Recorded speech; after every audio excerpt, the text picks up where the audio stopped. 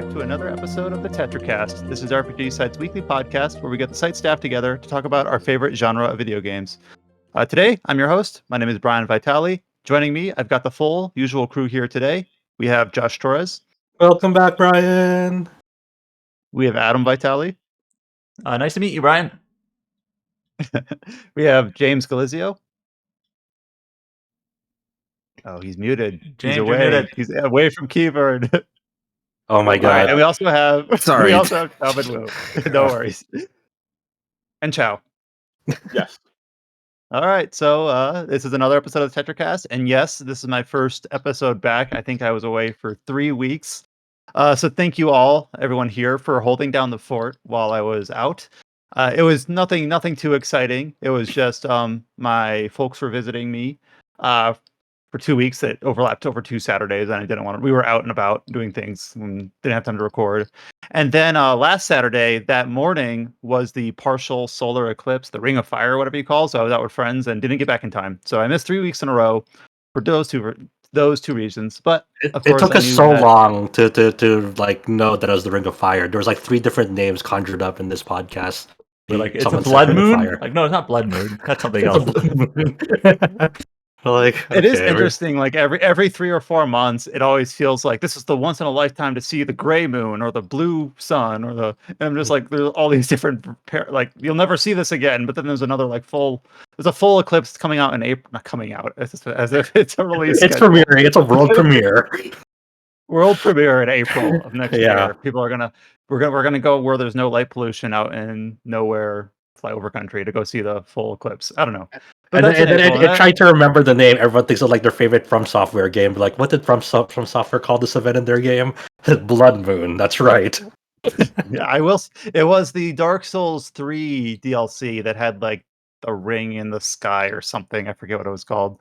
Oh god. I think it was called the Ringed City, and then in the sky was ring. And no, but all things serious, it was really cool, and I'm glad I saw it. Cool. Because it wasn't, obviously, it was the partial eclipse, so it didn't get like super dark, but the temperature did drop like 20 degrees, which was kind of Oh. like eerie. Huh. That was kind of fun. And of course, you're only supposed to view it through, the very safe glasses or whatever. And people try to take pictures through their phones, like having the glasses over their phone camera, taking pictures of it. Nice. It was pretty fun. That didn't work. My phone was not good enough at all, but other people that had better phones than me were able to take some really cool pictures. But yeah, it was a good time. How many But I'm people back. showed up at the gathering that you were at? Where I was at, there's a lot of parks that had a lot of different people. We were at a smaller park. There's probably maybe like 100 people total. But Okay, so kind of there's all like a spread out. decent There's- turnout, like in person then. Okay. Because Yeah.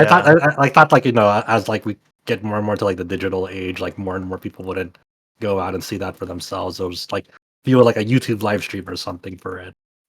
Yeah, see some character, live streaming the event.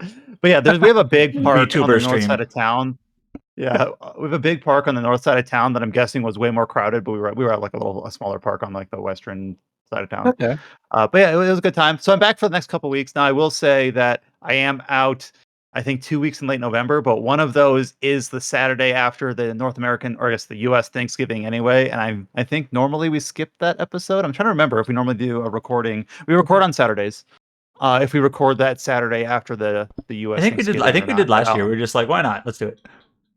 Yeah, but I'll be out of town. it's usually just if people are around and like it's like, hey, you want to record? Like, sure, why not? Shoot shit. All right. So we won't make that decision now. We don't know if we're going to be recording that Saturday or not. But I'll be out. So unfortunately for that, just Well- out for different reasons. Well, Chow forgot his national heritage when his Thanksgiving was. Yeah, he forgot his Thanksgiving. That was He crazy. forgot it, or he just blew it off. No, he No, he forgot. it. forgot it. Completely botched. He was like, Thanksgiving was this weekend in Canada. Then like 5 minutes later, no wait, it was next weekend. So is it actually Canadian Thanksgiving right now, Chow, or not yet? We're long past now. we're brother long actually past passed now? A couple that weeks day, ago. Okay, now we can feel that we're Canadians.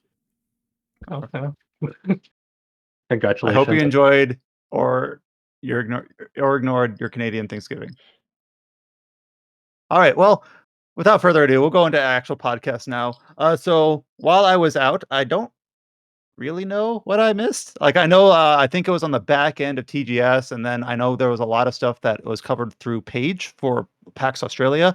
I think we have one final preview from that. Obviously, a couple of October game releases. I think you talked about the Silent Hope on one of the previous podcasts. Yeah. We have a couple more October releases that we're going to be talking about on this podcast, including one that we've kind of put off for a few weeks. It sounds like because I was out and that we I intentionally didn't talk about Phantom Liberty because I was like, you're gonna come back here. You want to talk about it, so I'll talk about it with you when you come back. I think, Brian, the Yeah, first and- episode you missed, we talked about Fate Samurai Remnant and right. Okay, that was a big one.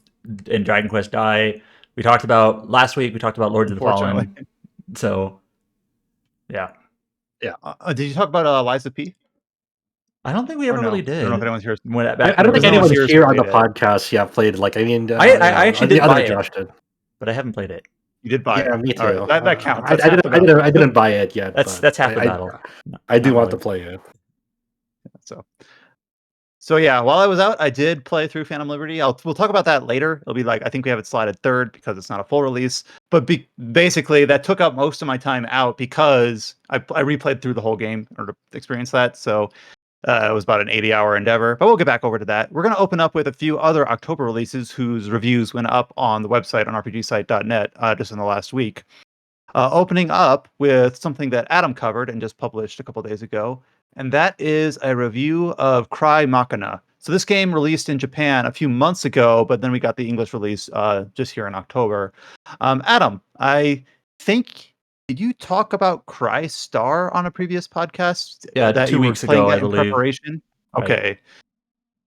So you kind of teed up that you were playing that in preparation for this game, in a way. Yeah, I was looking at our review assignments and just like, I think I'm actually in a pretty good spot to review this. So it was sort of a last minute decision, but like, okay, I can review that. But I wanted to play Crystar first. And kind of to answer the question we've brought up on the podcast a few times, like, are these games actually related or not?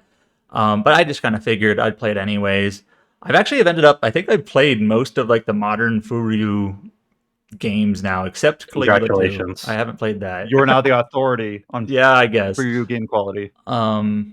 Did you play Trinity Trigger? Oh yeah, did you? I did. Yeah, that's and right. I did Okay, not. I scored that a 5. I didn't like that one.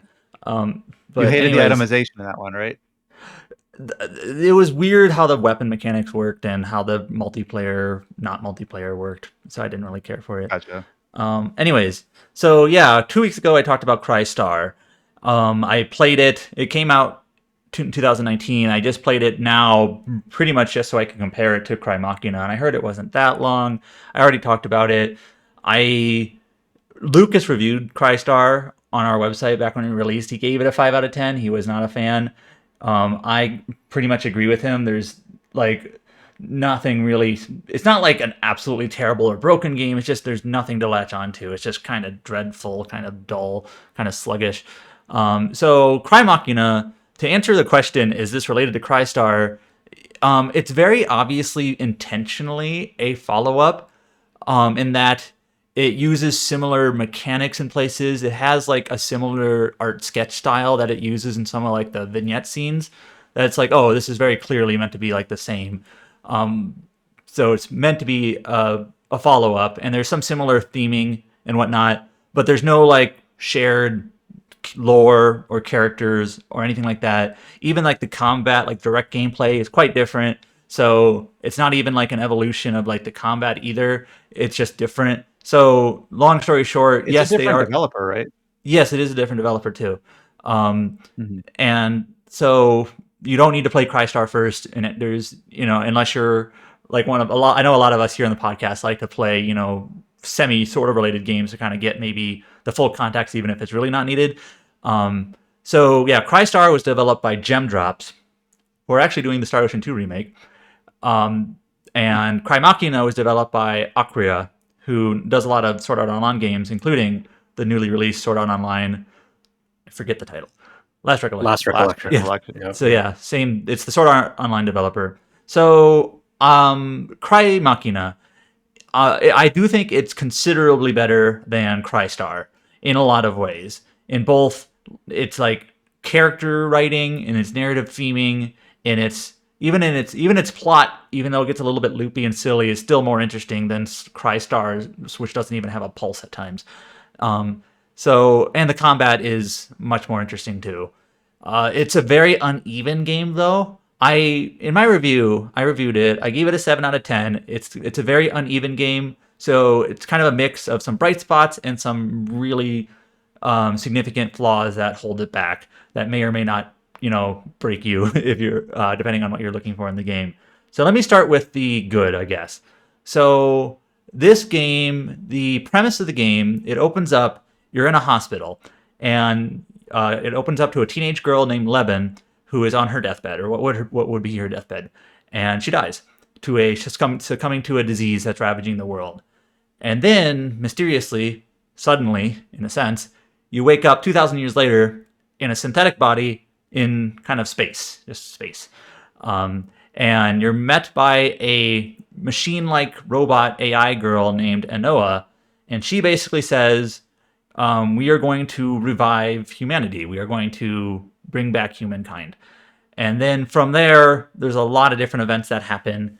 And the plot actually gets kind of goofy and silly, and there's a couple of different twists. Some of them are like interesting, and some of them are just kind of like came out of nowhere. But Contrived. yeah, well, not contrived. It's just it's like a roller coaster where it's like it kind of twists and turns and like maybe not memorable, but it's there. So as you might expect, based on like the premise I just told you, there are some themes in the game that are reminiscent, that are kind of tried and true in this space, where it's like these are now machine life forms or synthetic life forms trying to bring back humanity.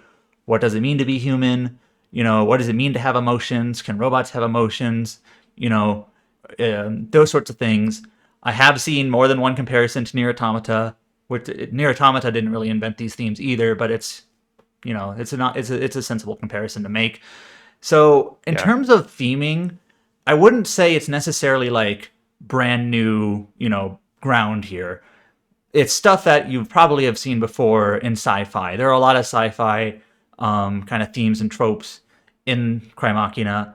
But even still, I found that this was still significantly more interesting than anything like Crystar had to offer, which I can't even remember, and I played that 2 weeks ago. There are some, at times compelling dialogues about like these characters trying to be human again or trying to have emotions. And the character Anoa is actually a really interesting character, kind of an Aegis type from Persona 3, where it's like, well, I'm not human. Can I learn what it means to be human? Sort of thing. And like I said, none of these are brand new concepts. You've probably seen them before somewhere. So if you're looking for just like novelty, it may not be here. But I still think here and there's some interesting themes that come about, especially the theme of love, both like fraternal love, sororal love, and they get into those themes. And I think it's just like, you know what, this is actually semi-interesting. There's something here, which I couldn't say about Crystar or a few other Furyu games. What's like the narrative structure of this? Is it like, are you going like are there like central characters that like, hey, this is like their arc that you're going up against? No. Okay. So the structure of the game, I'll get to combat later. This is actually one of the biggest flaws of the game, and is the biggest thing holding it back.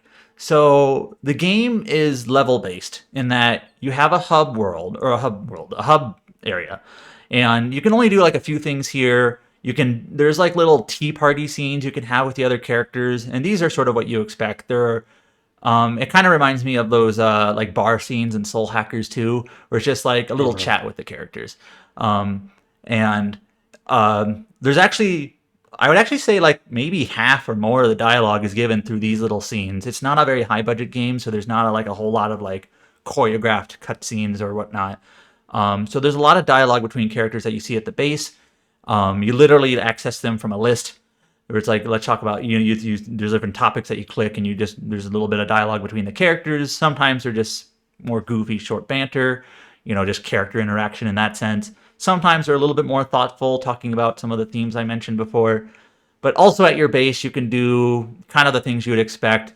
You can equip your characters with the new drops that you've gotten. You can check some of your stats. You can allocate your points that you get to level up your characters. I should mention that this game has a lot of jargon in terms of its mechanics. And it's one of those things where you just got to kind of quickly acclimate to like, oh, when they say willpower, that means strength. You know, it's just there's some jargon that you have to work around. It's whatever. It's you just that they throw around these terms that are unique to this game, but they have equivalencies in RPGs, of course. So from here, the game is level based. You access the game in little levels, and these are like micro levels. It's literally like you literally go to like a portal and you go to like level 1. It's not called level 1, but it's practically level 1. And then you do like a 2 to 5 minute stage. And these stages, this is one of the biggest knocks against the game. There are level design in this game is pretty much non-existent in that it's a straight line. Almost every level in the game works like this. Linear path, literally like a straight line. And then like it opens up into like a little mini arena. You fight 3 to 5 enemies in it, and then another straight line, and then the boss at the end. Every stage is like a boss at the end. And that's, I don't know, if there's 30, 40 stages in the game that you have to go through. They're pretty much all like that. There's a few tiny exceptions where you might have to like do a little quick jumping puzzle like to the left or something, but it's pretty much just like that. And it gets old pretty fast. This is quite literally the biggest knockback against the game is that it's very, very repetitive. And I was looking at a couple of the other reviews for the game, and pretty much everyone says this. Even people who didn't like it, they're less like, this sucks. People who liked it are more like, despite this, you know, like this is the bad part of the game is that every level is pretty much the same. And so an issue that compounds this is that when you complete a level, this is actually something that was borrowed by Crystar.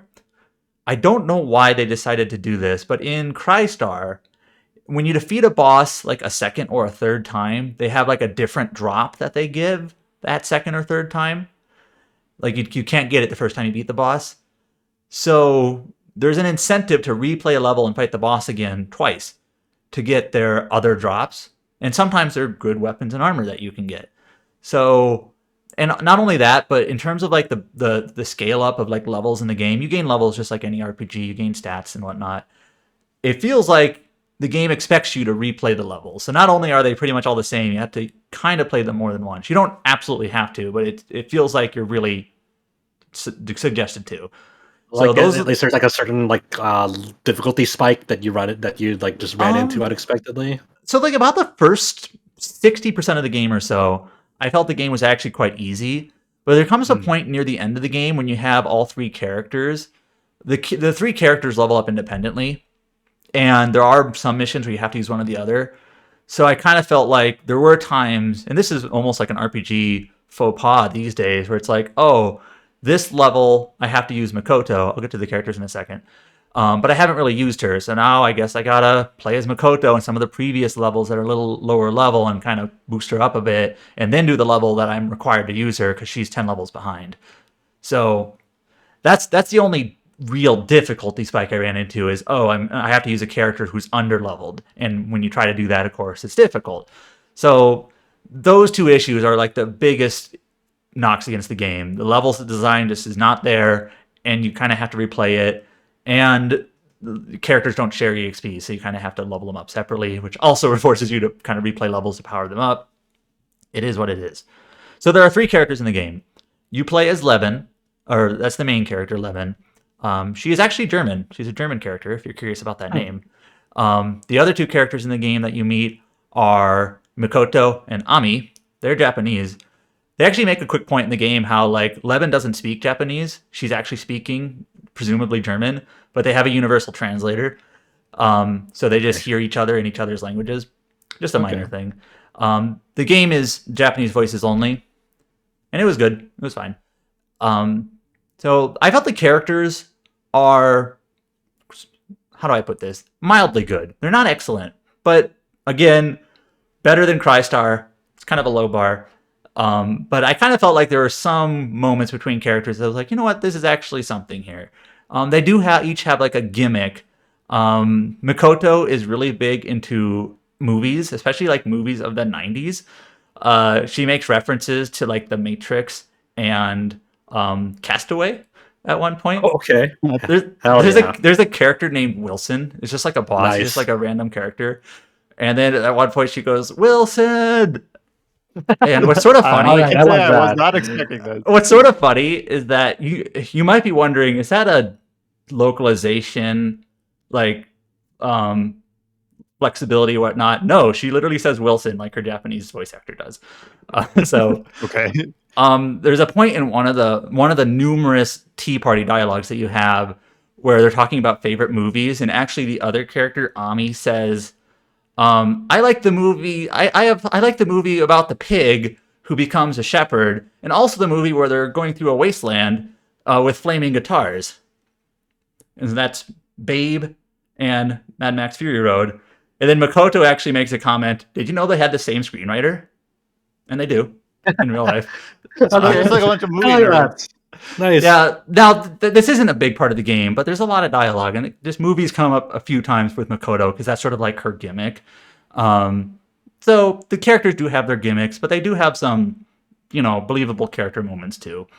So I thought they were pretty good, not excellent. They're fine. Now, the story itself, like the narrative, like I said before, it gets a little bit loopy. There's a lot of there's actually an event about 4 or 5 hours in that kind of changes your perspectives of things. Maybe not to the point like a Nier Automata or something like that, but it's just kind of there's sort of an interesting just way of how they display, how they portray like the series of events that you're actually taking place in, and there's kind of this there's this sort of mystery element to it. You kind of want to figure out what is actually going on here. It gets a little bit loopy and it kind of falls apart, to be honest, but it's sort of like entertaining in a popcorn way. So, long story short, I think the narrative is sort of like fun, but kind of not very a lot of substance there. Some really good theming, some mildly interesting characters. Now, combat. So, I think James played the demo at NIS America's headquarters. There's a demo out now that you can play also. Let me start with Crystar's combat. I talked about this 2 weeks ago. Crystar is very stiff. I mentioned this 2 weeks ago as well. It kind of felt like Tokyo Xanadu, only more simple than that, where you kind of just like slowly plod along a dungeon. You can do like a light attack, a heavy attack, and then like one skill. And that's about it for Crystar. This game, it's much faster, much more fluid in terms of combat, and it just feels a lot better, especially on a PC. The PC port's pretty good with some actually supports high frame rates, and that helps. So you have a light attack, you have a heavy attack. The heavy attack launches the enemy in certain situations. So that stuff is not very, that's pretty standard fare. Now, where Crymachina, is more unique is that while each character wields like a main weapon, Leben uses a spear, Makoto uses a sword, Ami uses an axe, and their attack speeds change slightly, but not too much. It's not like there's a huge difference between the characters. But outside of their main weapon, each character also has auxiliary weapons that are, if you've seen any of the screenshots or whatnot, they're the weapons that kind of float above the character's shoulders. They sometimes look like wings or sometimes other things that are floating above shoulders. And these weapons you can kind of use in conjunction with your main weapon, your main attacks, your light and heavy attacks. And they work on like a cooldown. And these weapons are probably the most interesting part of Crymachina's combat in that this is where it gets a little bit in the weeds, so bear with me. They have two different modes of operation, and the toggle between those two different modes depends on the weapon. And what do I mean by that? So Leben's first weapons that you get are spears. If you're far away from the enemy, like some certain set distance away, and you use her auxiliary weapons, they launch at the enemy kind of like missiles. Now, if you're close to the enemy, like a certain distance, within a certain range, they don't do that attack when they use them. They do a different attack. They strike like they thrust more like spears rather than missiles. It's like a fighting game almost, where you're like you'll have different moves come out if depending on distance from an enemy. So and these behaviors you actually can adjust later. This is one of the things you can do at base. You can not only change what weapons they have that are their auxiliary weapons, but there's like different ones that have different behaviors. There's like different sets of spears where that toggle, rather than it being distance from the enemy, it might be if the enemy is in a weak state or not, or if Levin has so much HP or whatnot. And you can bolster these auxiliary attacks with like various passive buffs. Like, for example, you can have it like this one will do critical damage, or more likely to do critical damage when the enemy is weak, or will prevent, if you use this attack in a certain state, it'll actually raise your defense for 5 seconds or something like that. And so there's a little bit of like character building here in terms of how you want your characters to build, to work when you're using them. I kind of did it haphazardly. I didn't put a whole lot of thought into it. I don't think the game is that hard, even in the points where I was a little underleveled. But you could probably get pretty into it if you wanted to. Now, the game also has like you can also switch to like a mode that's almost like a third-person shooter, which is sort of weird in terms of like you press the left trigger and you basically pull out a bow and arrow or something similar to that, and you can shoot in like a third-person mode. It kind of feels like more just like a gimmick than anything else, but there are times when it can actually be useful when like the boss is doing some sort of like AoE surrounding them attack. Like, well, if you're doing that, I'm just gonna fire a few arrows into you while I'm waiting for your attack to clear, or whatnot. So it's it flows pretty well. So I think the combat is not perfect. It's not super deep, and it does get a little bit repetitive once you kind of figure out like how to play it in terms of how to play a character. You kind of will end up doing the same thing over and over again. But it's still very fluid, very fast, and again, better than what Crystar had to offer. So, the game is not very long. I beat it in about 15 hours, and that's the main story. And you can do all the significant side events in about 20 total. So 20 total hours for this game, which is pretty short for an RPG. But to be honest, I kind of feel like if it was any longer than that, the dungeon design, even like the story where it was going, and even I think the combat would get old if it was really much longer than that. So I think it actually works out in its favor that it's, once you kind of have seen what the game has to offer, you're almost at the end. But just kind of keep in mind that this is a short game. It's nice to have a couple short games every once in a while. That's up to you if it's worth the price or not. I think is this a $50 game? I forget. Let me go check. Yeah. Is there like any sort of like post game or like challenge mode to like kind of incentivize you like building out and like maybe possibly min maxing? Yeah, there actually is a post game boss that I haven't beaten, but at that point I'm kind of like, I don't know, I don't want to bother. But Steam doesn't show the price. That's a Nice America thing that they did with this guy at Sever. They have like an info chart on like Ultimate is the best value for your. So I don't know actually the MSRP for this from Steam alone. Yeah, is it getting a physical release? I think so. NIS America usually does physical releases, even with it even has the limited edition thing they generally do. So so deluxe edition is $60, so I assume it's $50 standard then. I think you can get like costumes for the characters because of course you can. One thing this game has that is kind of honestly perplexing to me. This is actually introduced in Monarch, I believe. So throughout the game, and I know Monarch was also one of those Furyu games developed by Landcars.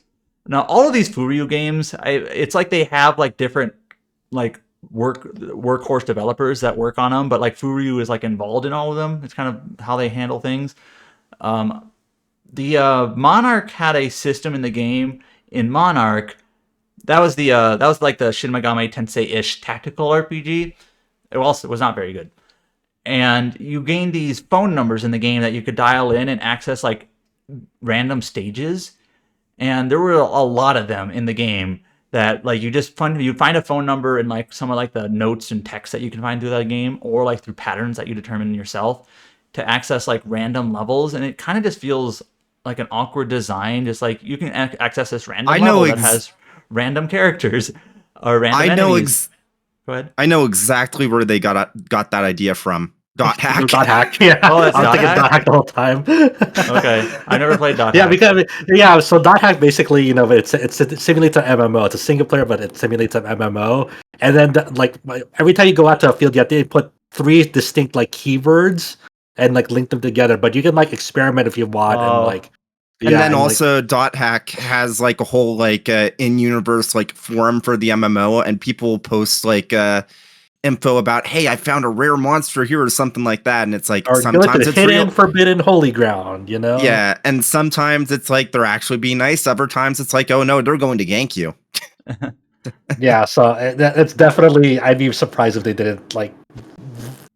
They do like a dot hack for that. Well, anyways, Crymachina takes that system. You can find coordinates, and then based on the coordinates, I actually looked this up on a Japanese wiki. There's like various math rules that you can find. Like it's like 3 digits and 4 digits. It's like the 3-digit numbers have to add up to like an even or an odd, and then the 4-digit number has to pair up in a certain way. And as long as you follow certain rules, you can like find different levels.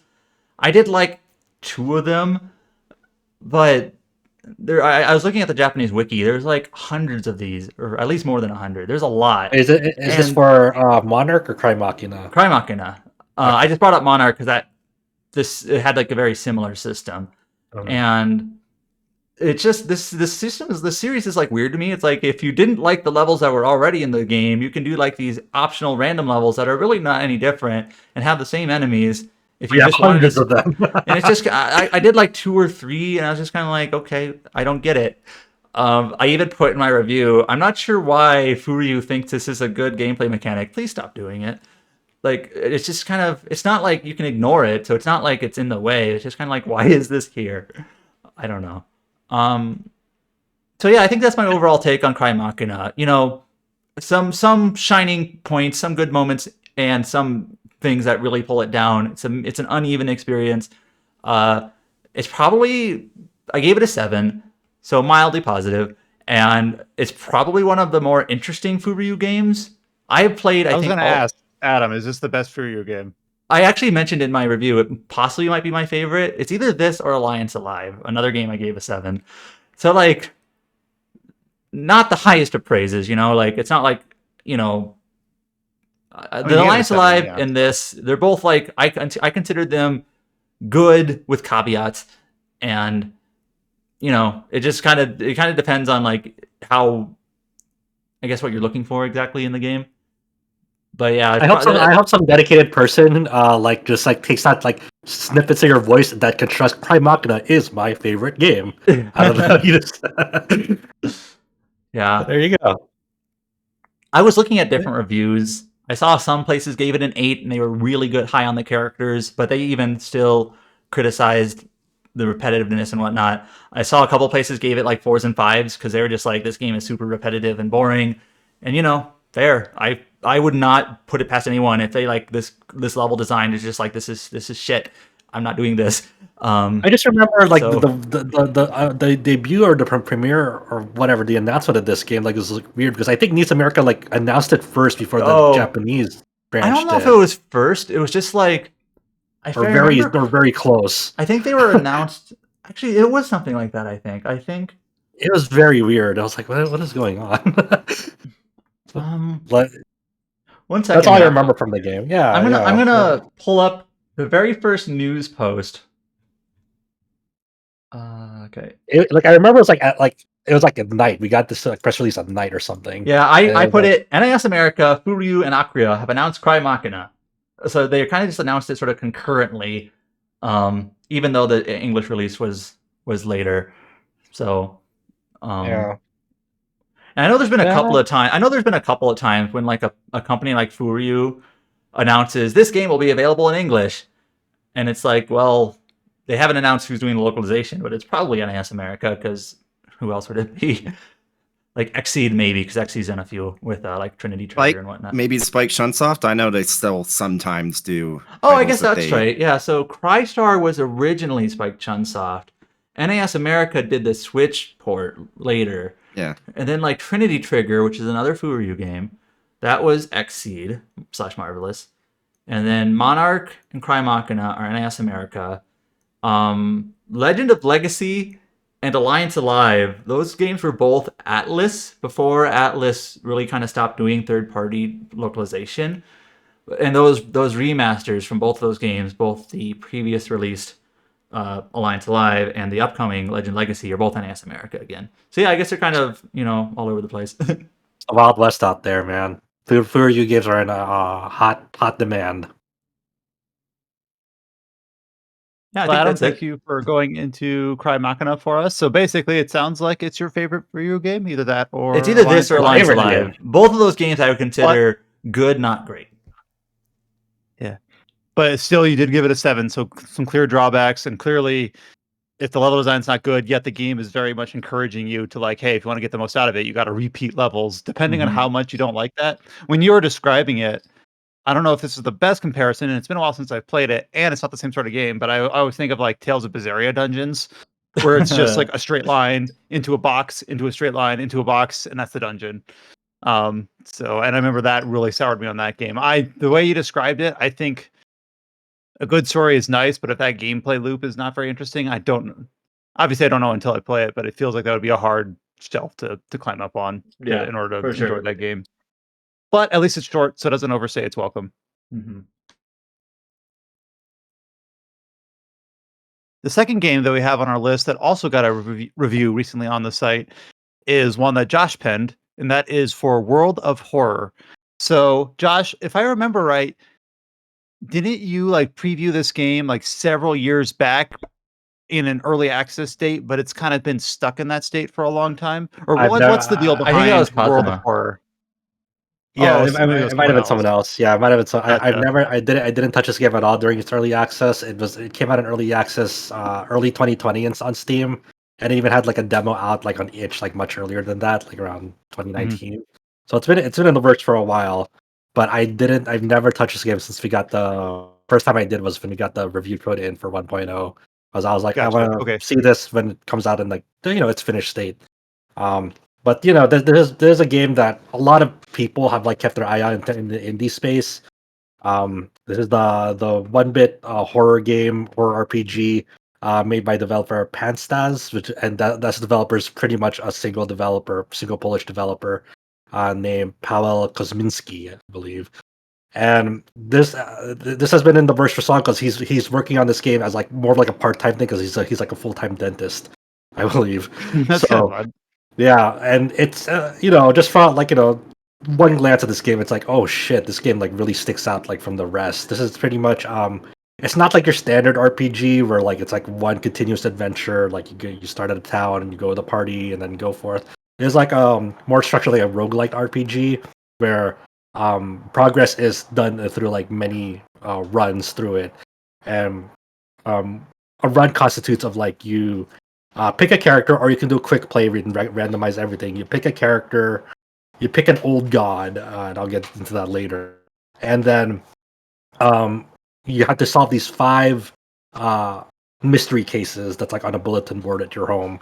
And then once you like accept these cases, it kind of starts like this investigation where you progress through like this investigation through like the normal way is you're like at this town hall screen. Everything's like menu driven. There's like no real time things at all in this game. Everything is done through like a menu selection, so that's why the menu can look like kind of intimidating at first glance, but it's pretty easy to understand after like you kind of mess around with it for a few minutes. But most cases usually start at this town. Everything takes place in this in Shiokawa, Japan, and the premise is like, hey, this old eldritch horror god is about to reawaken, and it will reawaken once this thing called the Doom counter or percentage reaches 100%, and you can see that at the top of the screen. So like any actions that you take that like kind of waste time will drive up that Doom counter, and what your main objective is to solve these 5 mystery cases. Every time you solve a mystery, you get rewarded a key. You have to use these 5 keys on a lighthouse, ascend that lighthouse before that Doom counter reaches 100%. Also, you would like to stay alive by the time you get there too, preferably. Like I said, usually when you start an investigation through one of these mysteries, you're like at this town screen where you see like a 3x3 um selections of like where you can go around the town. You can go to your home to rest. You can go to like the school to investigate. You can go or visit a shop there. You can go to the village to investigate. Go to the workshop to investigate. But well, you'll see that one of these selections will always be circled, and then that means that if you go investigate in this place, it'll drive forward the investigation case. So you can actually take some time to kind of mingle around to kind of get prepped. So, for example, if you don't want to proceed right away, you might want to go to the shop to get like a basic weapon, or maybe get something like a handy item to kind of help you out on the way. Now, Every time can you explain the items bit a little bit? Yeah, Like, yeah. Are they just like you mentioned this They're in your like- review like- a few times? Do they access like new like story routes or like things you can do, or is it more like for battle? The items can be both. So, for example, like if I get a steak knife, and I can use that to I can use that to equip like a weapon. But certain events that happen, randomized events that happen when I investigate something, I might stumble upon an event that like, hey, there's this like creepy growth on this tree. If you have like a steak knife weapon, you can cut that off, and like maybe you'll replenish stamina or reason, which are like kind of like your 2 health bars. Or say if you got like a flashlight, if you equip that onto your person, you'll get +1 perception. But also for some events throughout the game, you might need a light source. And say, hey, you have a flashlight, you can use that as a light source to go like affect the outcome of this event that might be more in your favor. So like, say you're going down a dark staircase and you don't have a light source on you, you'd have a higher skill check to get through that without tripping. But if you had a light source, you might be able to get through that more safely with a lower skill check, and like the rewards for it might be better. Like you'll get like bonus to your stamina instead of like it lowering or raising doom. Oh, okay. So some items do have like dual purposes on that end. So like, but they're also just like standard consumables like painkillers, for example. You might replenish like some reason or some health, or you might buy like, I'm trying to think, like a backpack, and then that'll give you more, like that'll increase your inventory limit. So it's yes to both. It can be, items can be both sometimes consumed, and sometimes they might be useful for another randomized event that you have yet to like encounter or something like that. So that's kind of like that. A lot of this game is very RNG heavy in terms of like what kind of events you see, because as this game has been in early access, this game has been filled out with content over time. So like when you investigate the forest, well, it'll pick from like a random pool of events that happen in the forest that's been programmed into the game. Who knows how much? It's a good chunk, like easily 7 to 8 plus events that could happen in the forest when you investigate it. And some of them might initiate a battle, some of them might initiate a skill check, some of them might affect like other future mysteries that like you embark on in the run. Like you might meet someone and like they run off, and then they might come back as like an enemy in a future mystery where you have to go investigate the forest, for instance.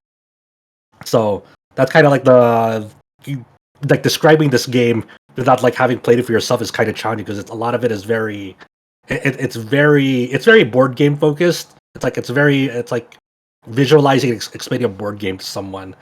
And in this game, like I mentioned in my review, like a lot of this game's structure is much like if people have played the Call of Cthulhu tabletop board game. It's very much like that, where you solve this mysteries, and like you have this character sheet, and like the stats and the stats that they have is very much like very reminiscent of what's used in Call of Cthulhu. So you have like I mentioned earlier, like stamina and reason. You have stats for strength, dexterity, perception, charisma, knowledge, and so forth. And everything that you like weapons, for example, is based off of those stats. It'll tell you right away, like, hey, the steak knife. It'll tell you at the end. It's like it's dexterity. It scales off of dexterity. So the higher your dexterity, the more damage that you'll do, then the higher accuracy you'll have. And that like brings me onto like what happens in a like combat encounter in this game.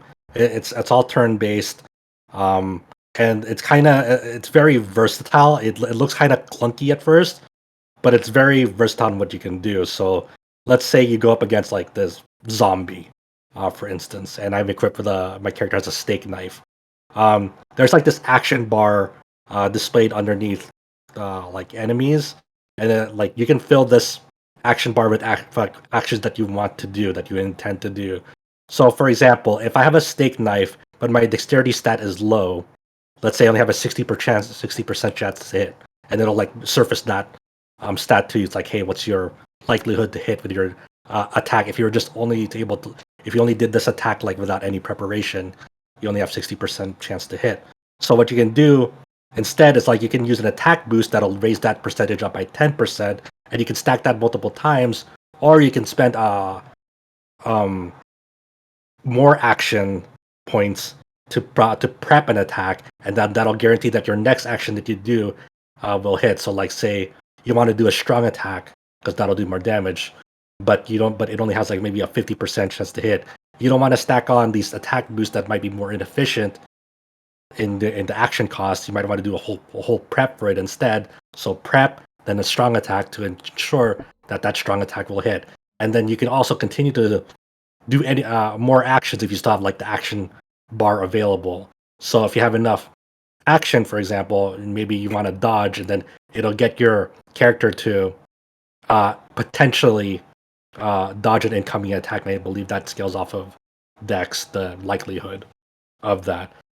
So you can do other things, like say you have a character that levels up and you give them a perk that lets them their offensive actions will cost less. Like some characters have a perk that they can learn when they level up that says, hey, all offensive actions that you do, they'll cost less of an action cost to do.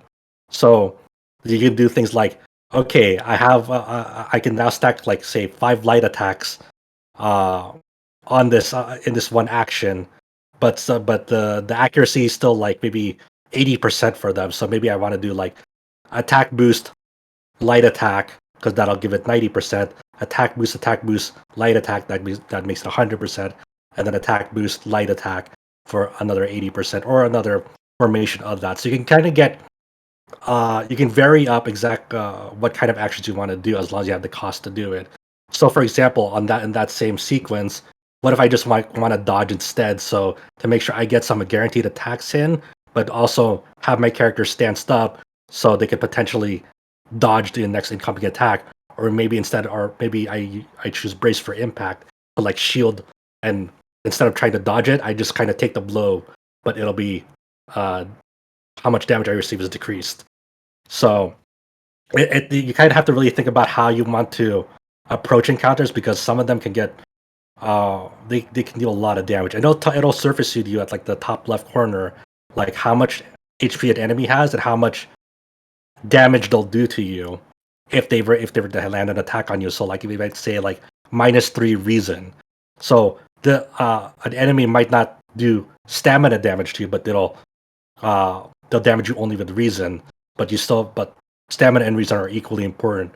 And what you can do in the middle of battle is you can actually manipulate your stamina and reason to recover each other. For example, there are actions where it's like you can consume 2 stamina to recover 1 reason in the middle of combat. So if you're running low on reason and you don't have an item to like replenish it, you can actually like sacrifice your other HP pool at double the cost to restore your the primary HP pool that's being attacked. If that makes I kind of like sense. that, because clearly it's a net negative, but in the situation, it might be you are hanging on by a thread by a reason. You have surplus stamina. It might be worth it in a certain situation, rather than it always being a win-win. I like it Yeah. where it has like the trade-offs like that. hmm And there's also things too, like some actions that don't cost stamina at all. Like say you have like things in your inventory that's just taking up space and you don't really need it right now, and you want to get through this fight. you just have like junk in your inventory. You can actually just like throw items from your inventory at the enemy too to kind of get free damage on them. If you manage to hit them. So and then the other part of this is like you have offensive actions, defensive actions, supportive actions. Supportive is like prepping an attack, and defensive could be like dodge or defending.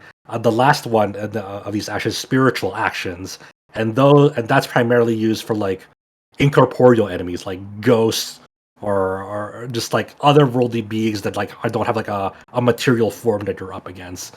And like if you have a melee weapon, you can kind of try to sever their ties to this world by like dealing direct damage with the weapon. But if you don't have a weapon on you, if you have like money on you, like a lot of money on you, you can like throw money at them and that'll do damage.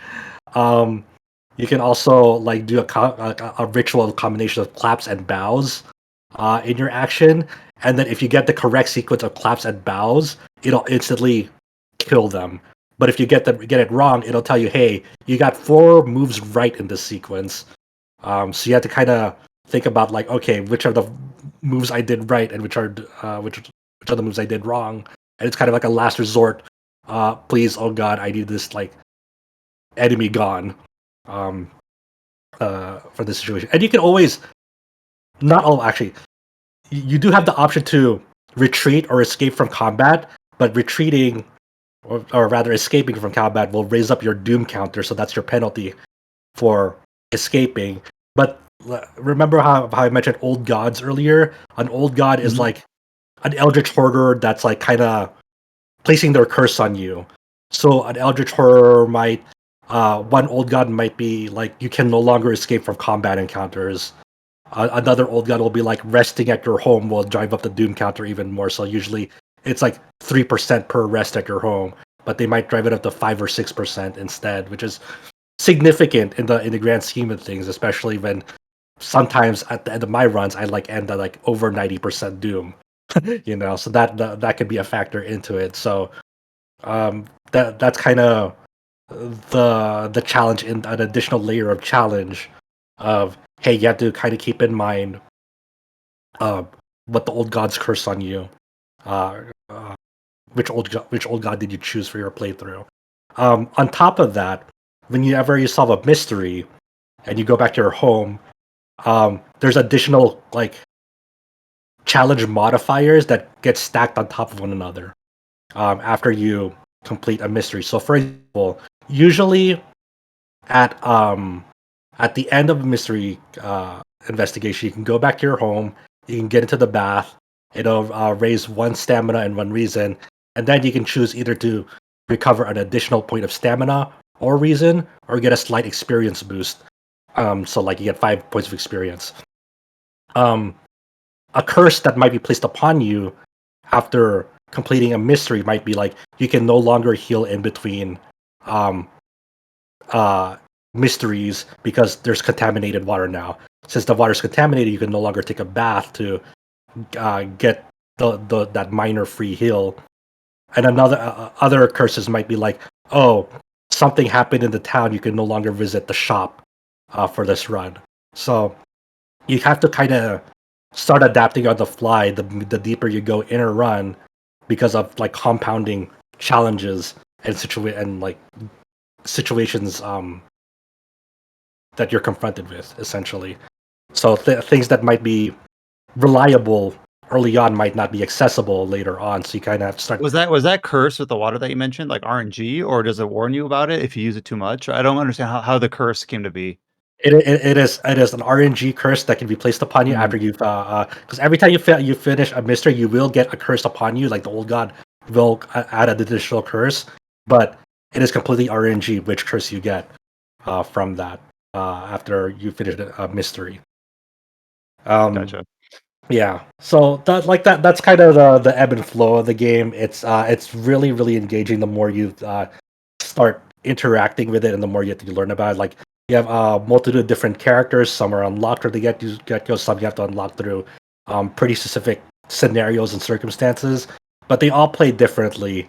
So one of the characters I mentioned, well, obviously, is really good at like up close melee combat, like with dexterity based weapons. Another character might be better and having her party attack for her. She has a high charisma stat, so one of the things you want to do with her from the get-go is go to the school and start recruiting some characters to go onto your side. Instead of like attacking herself in battle, you have the option of choosing having your characters or allies attack for you instead. And the more that she has, the stronger that she becomes. And she also gets a perk when she levels up, character exclusive perk, where all her ally-based actions cost less. So obviously, the thing that defines her build is you know, like ally-based combat. I had a really interesting, funny run where I did a quick play and it chose her, but there was sometimes when you start a run, you'll immediately get a really bad like modifier on you. So for one of the early ones you might encounter is like you have brittle bones, and so like every time you get damage in combat, you might get a higher likely chance of getting an injury status on you that you might want to get treated at the hospital.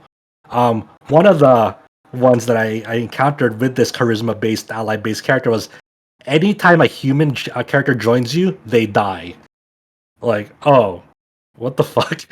So I had to do some really jank like dexterity build that she was not good for at all. I still was able to beat the run, but it was not pleasant. So it was really funny because I like during that run, I came upon an event where if I successfully passed the skill check, and successfully passing the skill check for that specific event gave me an ally. But since that ally was human and they joined me, they immediately died because of that curse. So like in the log, it says, "Oh, this character joins you," and then the next entry is like, "This character got run over by a truck because of the curse." So it's like fuck. So it's like okay. So sometimes you kind of have to deal with the punches on what sort of modifiers you get, and that's kind of the magic of this game, where it's like it's so addictive the more that you play it, and it's so entrancing too. I didn't even get into like just the art style alone. All the artwork in this game was drawn in MS Paint, straight up, and there's a variety of like color filters, and if you want to put it into 1-bit or 2-bit mode to spicing things up on on what sort of like visual variety you're seeing. A lot of the art is very high quality, very much inspired by like the works of like Juji Ito, for example. It's a lot of like body horror, a lot of like rotting flesh, and it can get some pretty graphic times. It's not really like loud jump scares at you. There's like some jump scares, but it's like very minor.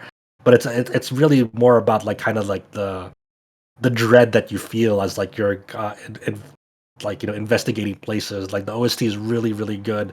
I'd like kind of giving you that instilling you with like a sense of dread and fear of like what are you gonna encounter next.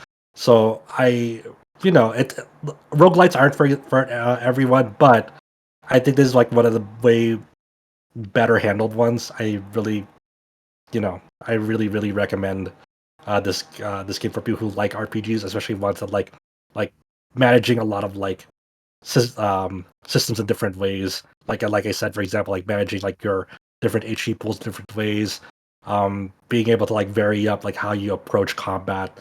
So it's not just like a standard, hey, I just beat up on a guy until they die. It's like some of them might be like, hey, one of their perks might be like any item that you throw at the enemy will have increased damage. So a character might be like, oh, okay, I want to build out this character so they have a lot of things in their inventory, so I can throw things at like tougher enemies for increased damage. So there's like a good variety of ways to engage with combat, and a lot of like events to uncover, because on top of like the standard like randomized events that's present at each location, like each investigation has multiple endings, and some of those multiple endings are kind of tricky to get. Like for example, like one might need you to like solve like a side quest to kind of get you the right to get you a note that will be relevant later on in that case, where you need to like consider the contents of that note, adjust something to like the right frequency so you can get like the alternative ending to that case on how it plays out. So it's a blast. I had a lot of fun with it, and it'll keep you entertained for hours. It's I can't recommend it highly enough.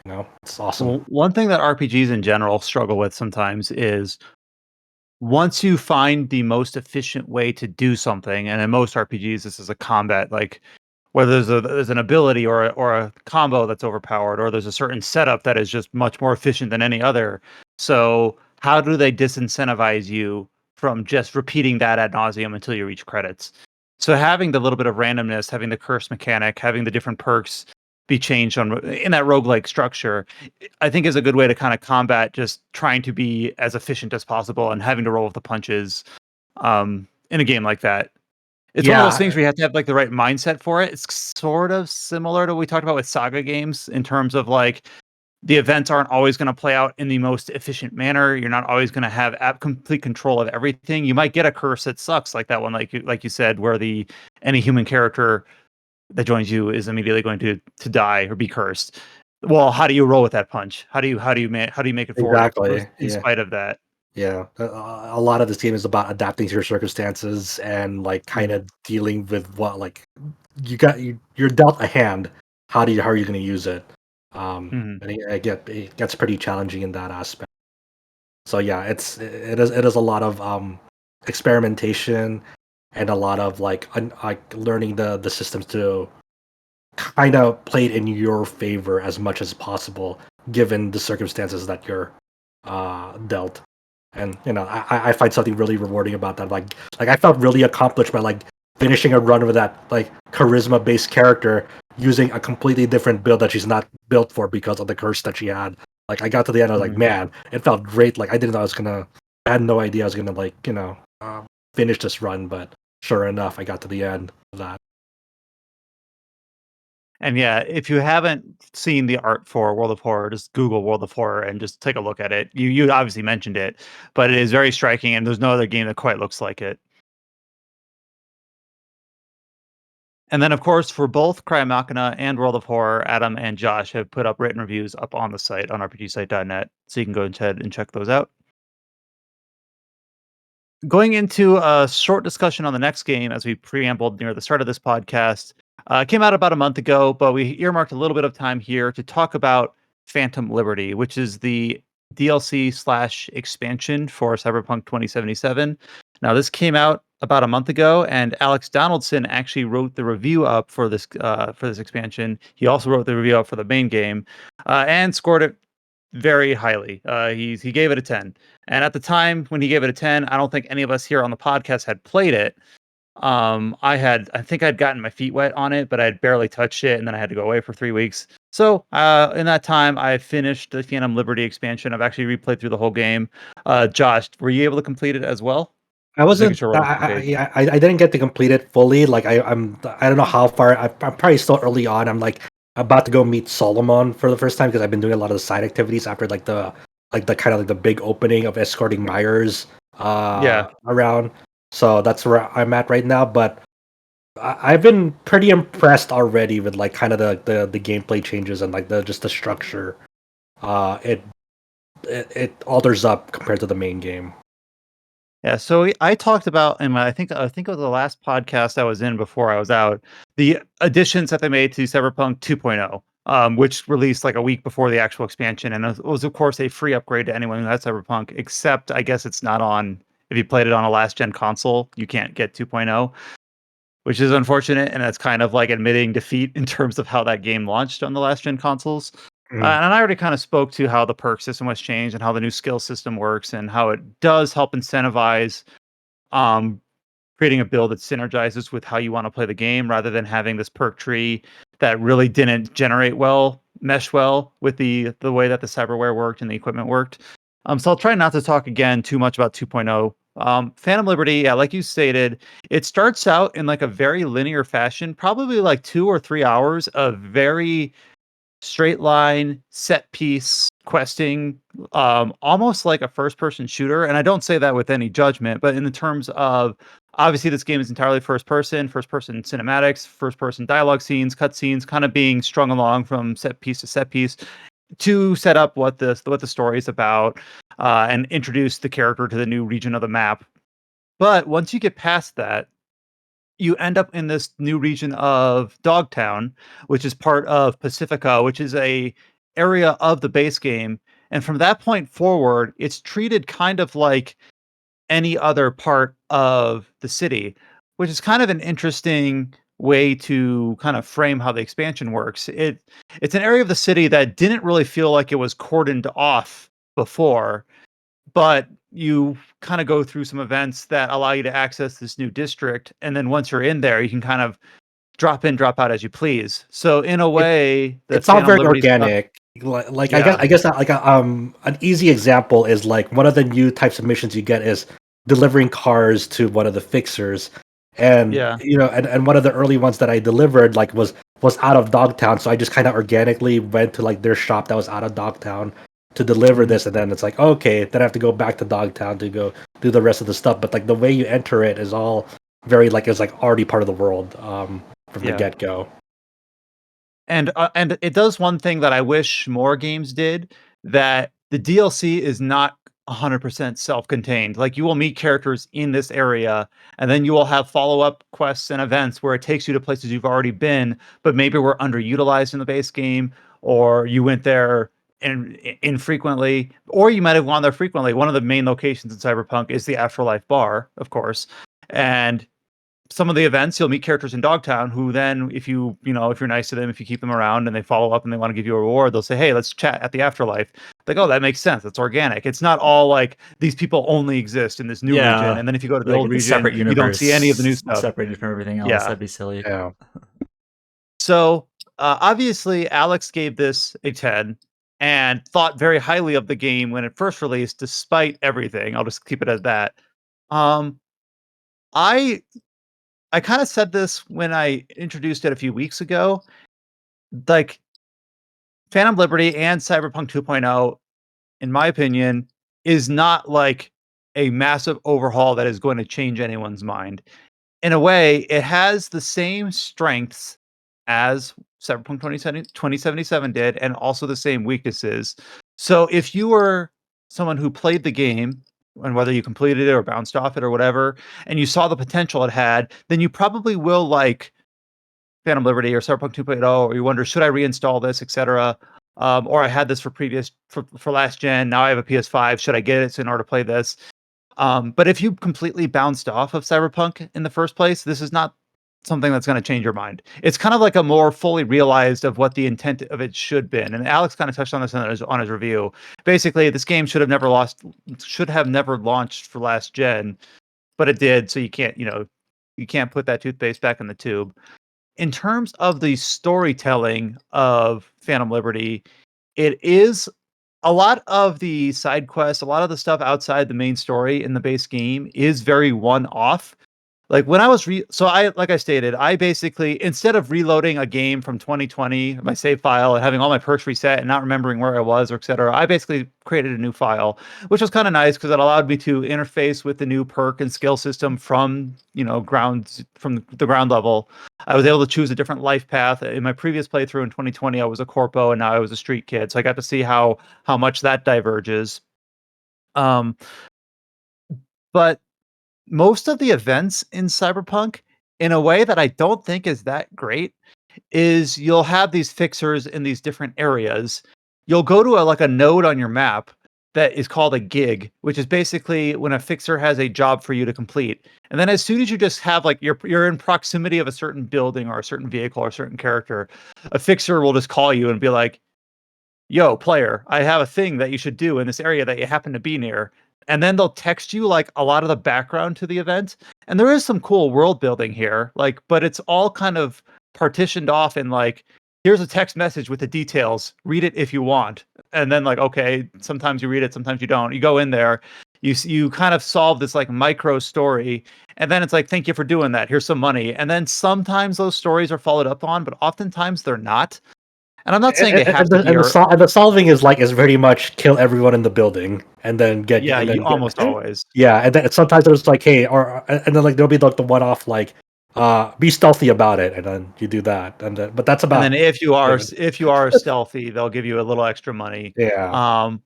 I will say you had asked me this question last time, and I hadn't quite answered it at the time, but getting money, they call it eddies in the game, Euro dollars, is much more easy now. Oh yeah, by the time I access the DLC, like all my mods on or cyberware on me are legendary, and like I'm a pretty complete character now, and they're not like struggling for money at all. Like everything I'm doing now, like it's not really like I have all the perks that I want. My build is pretty much complete.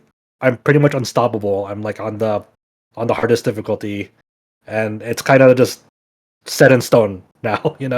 It's just going through the motions. It doesn't feel like I'm progressing like significantly anywhere because I've already done that at this point, and I don't know if that's like that's like an inflation to like both money and even like amount of like experience points you get. I'm not sure, but I'm just like, yeah, there's nothing really much for me anymore. Like even like the new relic skill tree, I just looked through it and like my build is pretty much like a katana build that that focuses on like damage mitigation and just slices up people very fast left and right, and there's very little relic skill little tree is very strange because there's nothing much for me for my build in there. First of all, it's a skill tree that you can max out, and there is no penalty to it. You just have to find.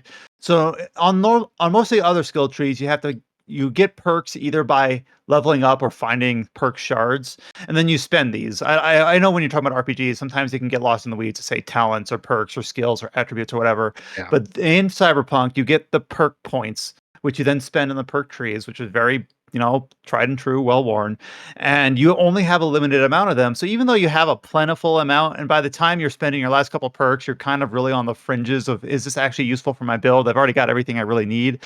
But for the new skill tree in Phantom Liberty, it's a different type of perk, which is smart because it's like, okay, this is bespoke and unique to this new region. However, it's something like there are 10 locations in Dogtown that will give you perks, and if you visit all 10, you can max out the skill tree, which in principle, I never really like when you can max out the skill tree because that just means your choices don't matter. Oh, it doesn't matter because I can just get everything.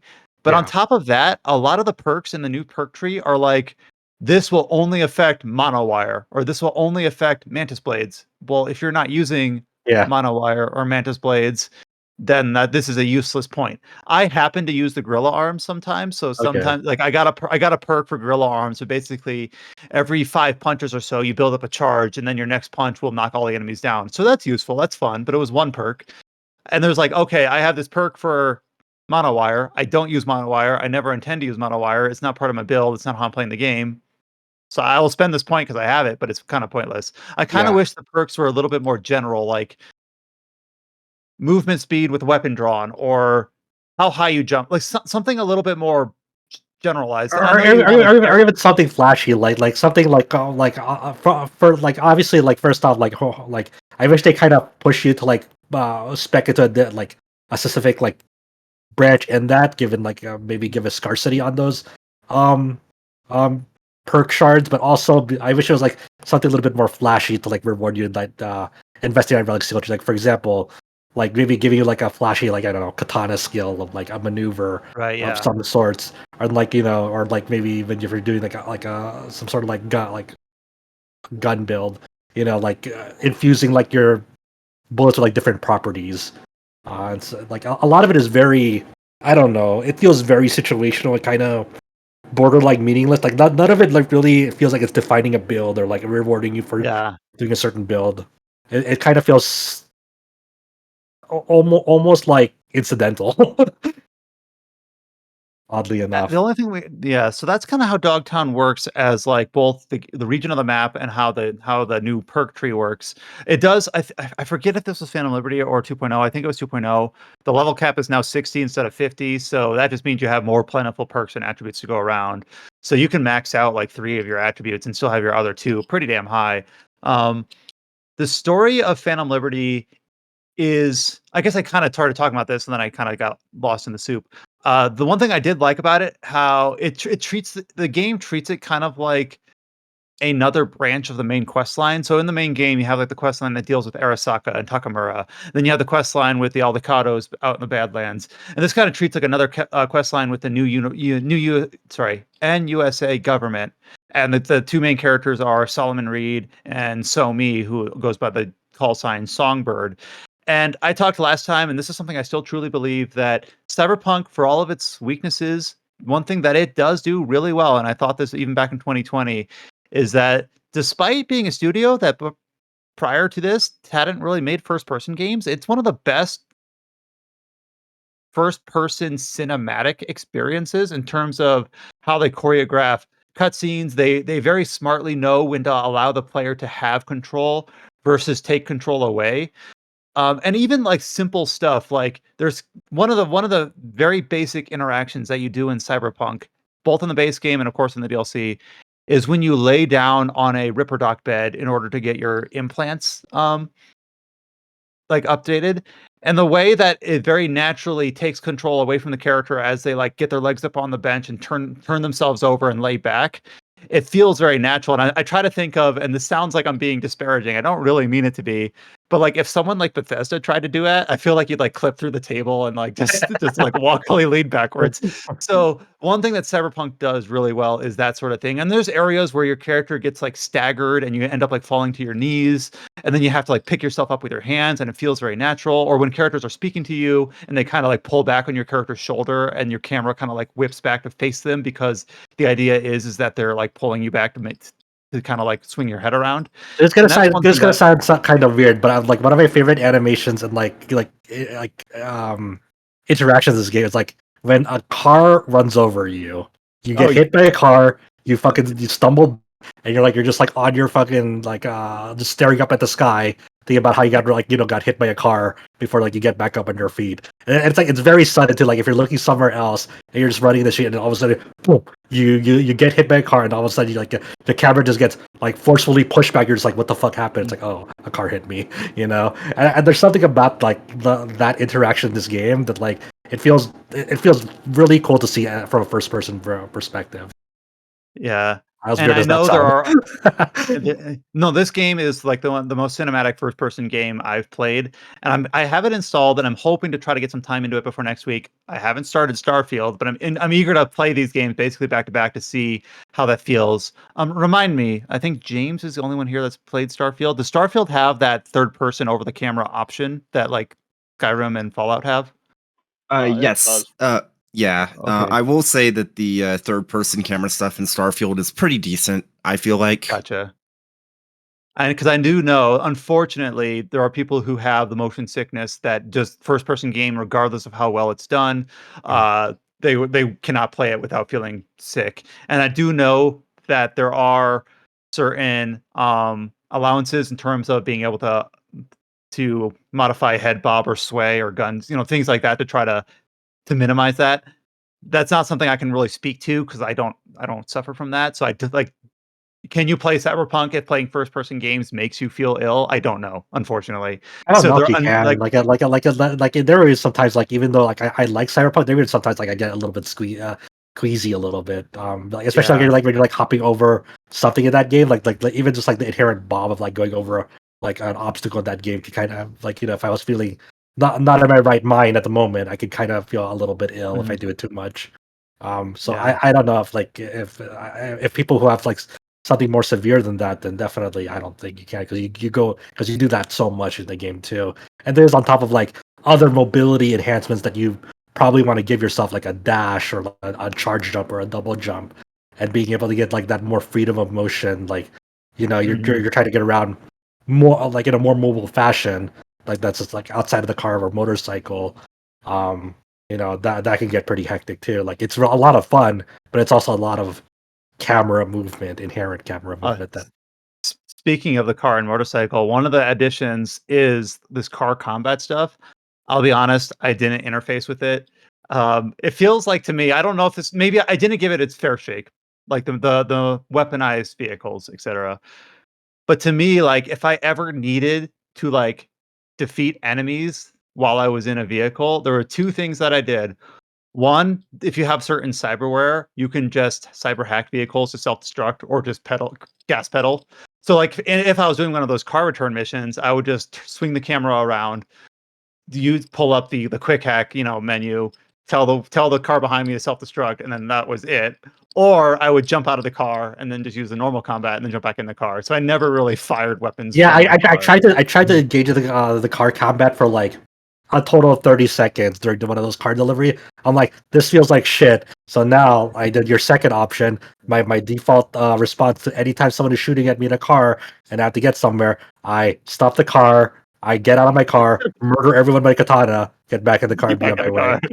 The most effective way cool. to do things. Yeah, I mean, yeah, it's just like real life, obviously. Yeah. So without going into spoilers of the story, basically the story kind of pits you against these two key characters, and I will say that CD Projekt does a very good job that both of these characters are shown as very flawed. It's very much kind of pros and cons to both options in terms of, do you side with Somi, do you side with Solomon, etc. Because both of them are shown to have skeletons in their closets and have selfish things, and they lie to you. And do you allow that? Do you understand where they're coming from, etc.?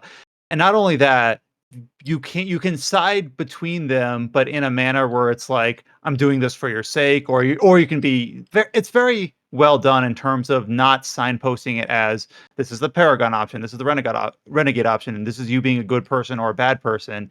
It's very much like, whenever you have a dialogue choice come up in an RPG like this, and I'm not sure right away which choice I want to pick, in the moment it's frustrating, but after the fact I feel pretty good about it, because if it's too obvious, then it ceases to become a gameplay mechanic. Oh, I'm role playing as a bad person, I will always pick the bad option, or a good person, I will always pick this option.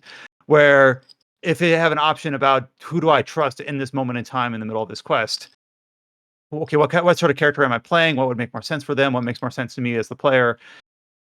So I do enjoy it from that front. And there are, I think there's like 4 different ways that Phantom Liberty ends, and only certain ones allow it to carry over into the main game. Now, one thing that I think was pretty well covered in most of the reviews and most of the marketing is that Phantom Liberty, if you complete it a certain way or a certain couple of ways, it does add a new ending to the base game. And I'm not going to say what the ending is. If you're worried about spoilers, I'm not going to tell you what happens in the ending. I will say, though, that the new ending that they added is not a golden ending. It's not, oh, here's the default de facto best ending or the canon ending. It's just another ending. And after I actually played through it last night, and Adam was, I don't know if he was watching, but he had it on in the background, and I was kind of going through my thoughts and processing it as I was playing through it. And then I did the thing that you shouldn't do, and I went to the Reddit to see what people thought of the ending. And I will say, I don't want to disparage anyone's opinion, but one thing that did take me by surprise is to what extent people not only hated the new ending, but hated the old endings, in terms of saying, like, comments like, I can't believe CD Projekt gave us another shit ending on top of the already existing shit endings. And I was like, wait, shit, what? Really? Like, that opinion was just surprising for me to read. Now, the endings in Cyberpunk, pretty much, I won't say pretty much, all of them are bittersweet in some way. There is no, here's the happy ending, here's the sad ending. And in a way, the new ending is very much like a monkey's paw, where it's good in a new way and very gloomy and dark in a different way. So it's another kind of bittersweet, poignant ending, which there are certain people who don't want that. They want something more positive, more hopeful, more happy, and it doesn't give you that. And I'm not saying that's good or bad. It just doesn't. So to me, I actually really enjoy that. I really like the endings of the base game, especially the Aldecado ending. And then this ending kind of gives a very different flavor. It's kind of the opposite of that, but it's also very, very bittersweet. But to me, I kind of enjoy that. I don't like endings where everything's tied up in a nice, neat bow and everything's happily ever after and all the good guys are alive and all the bad guys are dead. And, and I'm not saying that anyone who dislikes that ending wants the perfect ending, but I guess I was just surprised to see that opinion. And kind of made me reevaluate what I think. Alex Donaldson, he's our founder and boss, and he also writes for VG247. he agrees with you. He actually wrote up an editorial basically saying Phantom Liberty adds another excellent ending to Cyberpunk. So, in more nuanced phrasing, but he's basically saying he likes this style of ending also. In that, I think he would have been disappointed if the new Phantom Liberty ending was like, oh, everything is happy and perfect now. You did everything as optimally as possible, or whatever, So he likes the same approach that you do. And then I do like how Cyberpunk is set up, where that you go to the ending, which has a very clearly marked point of no return. It actually kind of creates a point of no return save for you. And then once you see the ending and you go through all the ending, each ending is about an hour and a half long past that point of no return. It kicks you back to that point of no return, and you can kind of see the other endings as well. It's very gamey in that way, but it is kind of nice to know that, oh, okay, I don't have to the game kind of is making it convenient for me to see how the other endings are. So at some point you're playing a video game and you're not just watching a movie, Yeah. So yeah. But yeah, so, Phantom Liberty, it's a more better, very high IQ on this podcast coming from me. It's a more realized version of Cyberpunk 2077. I love everyone's performances in it. I think the voice cast in oh yeah, the voice cast is Liberty excellent. is awesome. I really like I really like Somi. I really like Keanu's new lines in it. Man, but that's just like a recurring theme for me. And I'm really playing Cyberpunk at this point, like for more Keanu lines, pretty much. I really like Johnny. I really like when he's being goofy. I really there was like this side quest in the main game that like had me really laughing out loud. It was like about this it revolved around this about religious person, and like he makes you get into like the car with him. That whole side quest line, like because this whole this firm was like about to film like his like religious ranting about the world, and the way that side quest ended for me had like Johnny being like bitterly philosophical, and like just Keanu's line reads of it were just like make me die a little inside in a good way. It was very I know funny. this sounds like drinking the Kool-Aid, but I do like how Reeves's performance as Silverhand, it's almost like deliberately understated. But like when you first interact with Johnny, he sounds very stilted, but then you kind of you interact with him in slightly different ways. He kind of opens up to you when you meet him, when you kind of like find his quote unquote burial site later in the game. And it feels really natural. Like eventually you kind of like really, feel kind of strongly for him. At least I did. And then when I replayed through the game, in my first playthrough, I picked a female protagonist. In my second playthrough, I just picked the female protagonist again because Jeremy Lay, I think, just does an excellent job as V, as the character. I don't even know who voices the main character. Male. I do have male V on me. I don't know who, but yeah, I also like male V. Yeah, I really like male V's voice.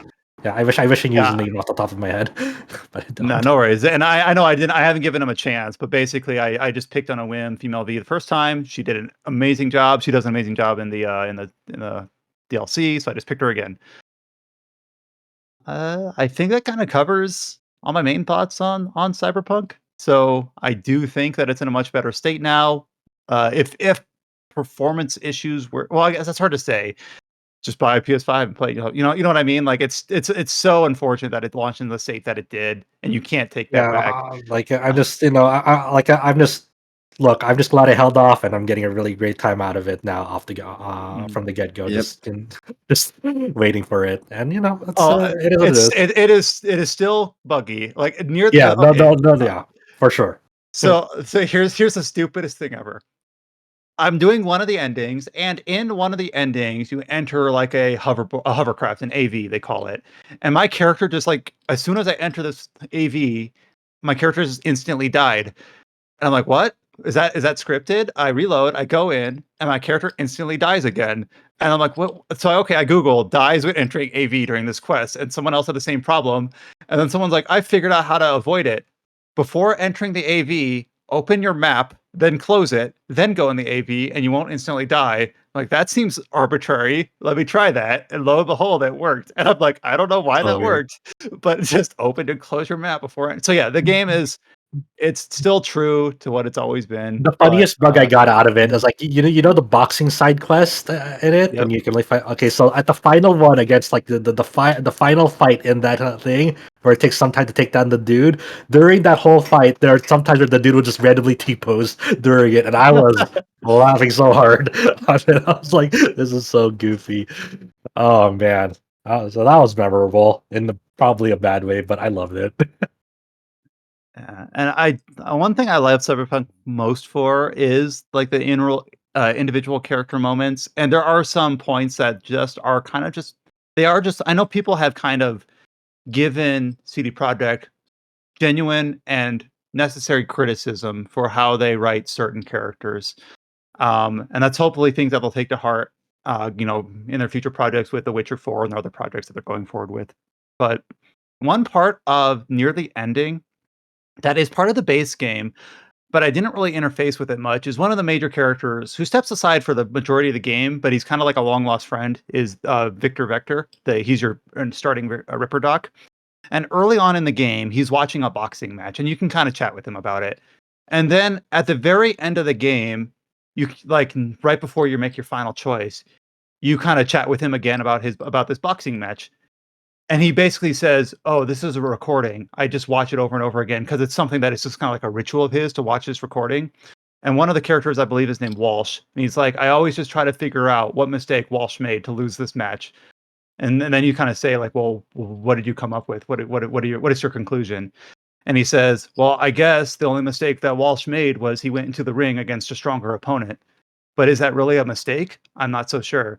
And it's just things like that where it's like, it doesn't is it that meaningful to the story of the game? No. Does it even have that, like, sort of like a is there some sort of theme or some sort of thesis here? I'm not sure, but it's just poignant in a way where these characters have different beliefs, have different values. Certain people have different strengths to, like, how they interact with the story, how they interact with Night City, who is kind of like a character of its own in this game. Because a lot of the theming of the end of the game is, do you stay, do you leave, or do you belong anymore, and things like that.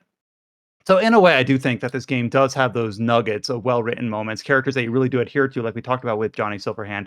Maybe less so with the DLC characters, just because you don't get quite as much time with them. But still, to the extent that they are present in the DLC, you do feel something for them by the end of the Phantom Liberty story. So that is something I do think that you don't play this game just for the main story or the gameplay or the first-person combat, but it does have kind of like those little nuggets of things that I really found rewarding and glad that I played through. And I guess like since you um mentioned it, like Victor Vector's voice, like unfortunately, like uh, passed, prior to Oh, I didn't know that. yeah, it was the voice actor. I'm gonna Milogos Rexek or Milek as his nickname. He performed the Polish voiceover for supporting actor Victor, and he died in 2021. And I believe CD Projekt Red used some AI to recreate his voice, but that was like with the permission of his family as well. So it's a kind of like straddling like this gray line of like try not entirely recasting and using AI technology, but also it's with the consent of like people that knew him. I believe that was the case. So that was just something, um a story that was going around. Oh, yeah, his Polish Yeah, voice actor, Milogost Rezsik. yeah. So, So just something to keep in mind that like a lot like obviously the AI has been like a very hot topic, and especially uh one of the factors in the recent strike. It's an ongoing, um but like it's also kind of like this weird territory where like it's still his voice, but like recreated, but it was also done with the consent of like family members. So does that make it mhm. okay, etc.? So it's just like kind of something to consider moving forward, like as we get, this will become more and more relevant, for better and for worse, as time goes on, and seeing is there a right way, or is there a moral way to do this. And Mm. maybe, and I can totally understand people like criticizing TCD Project Red over this decision, even if they had like they wanted to do right by it by like the family members and like getting their consent first, and like does that make it okay, etc. There was an anime that did something like that as well. There was a very old voice actor that passed away, and then they said that the new replacement is going to be voiced by AI, but it has a permission from their families, and Mm, people were already upset about it. It's like, yeah. oh, you shouldn't do that. It's like, I don't know. I think it's a hot topic, but Yeah, if I it's hard wrote because I don't know. I I don't don't know how know you feel if about that. someone wrote in their will that they gave that rights away. I think it's okay. They didn't. If they didn't have I don't think permission, anyone's putting that in their will, like right now. I don't think no. so. I'm just saying in Yeah, the future, if they yeah. put that in a will, I Oh, think that would be okay. If they didn't, put it, then yeah. That was their wish, then yeah.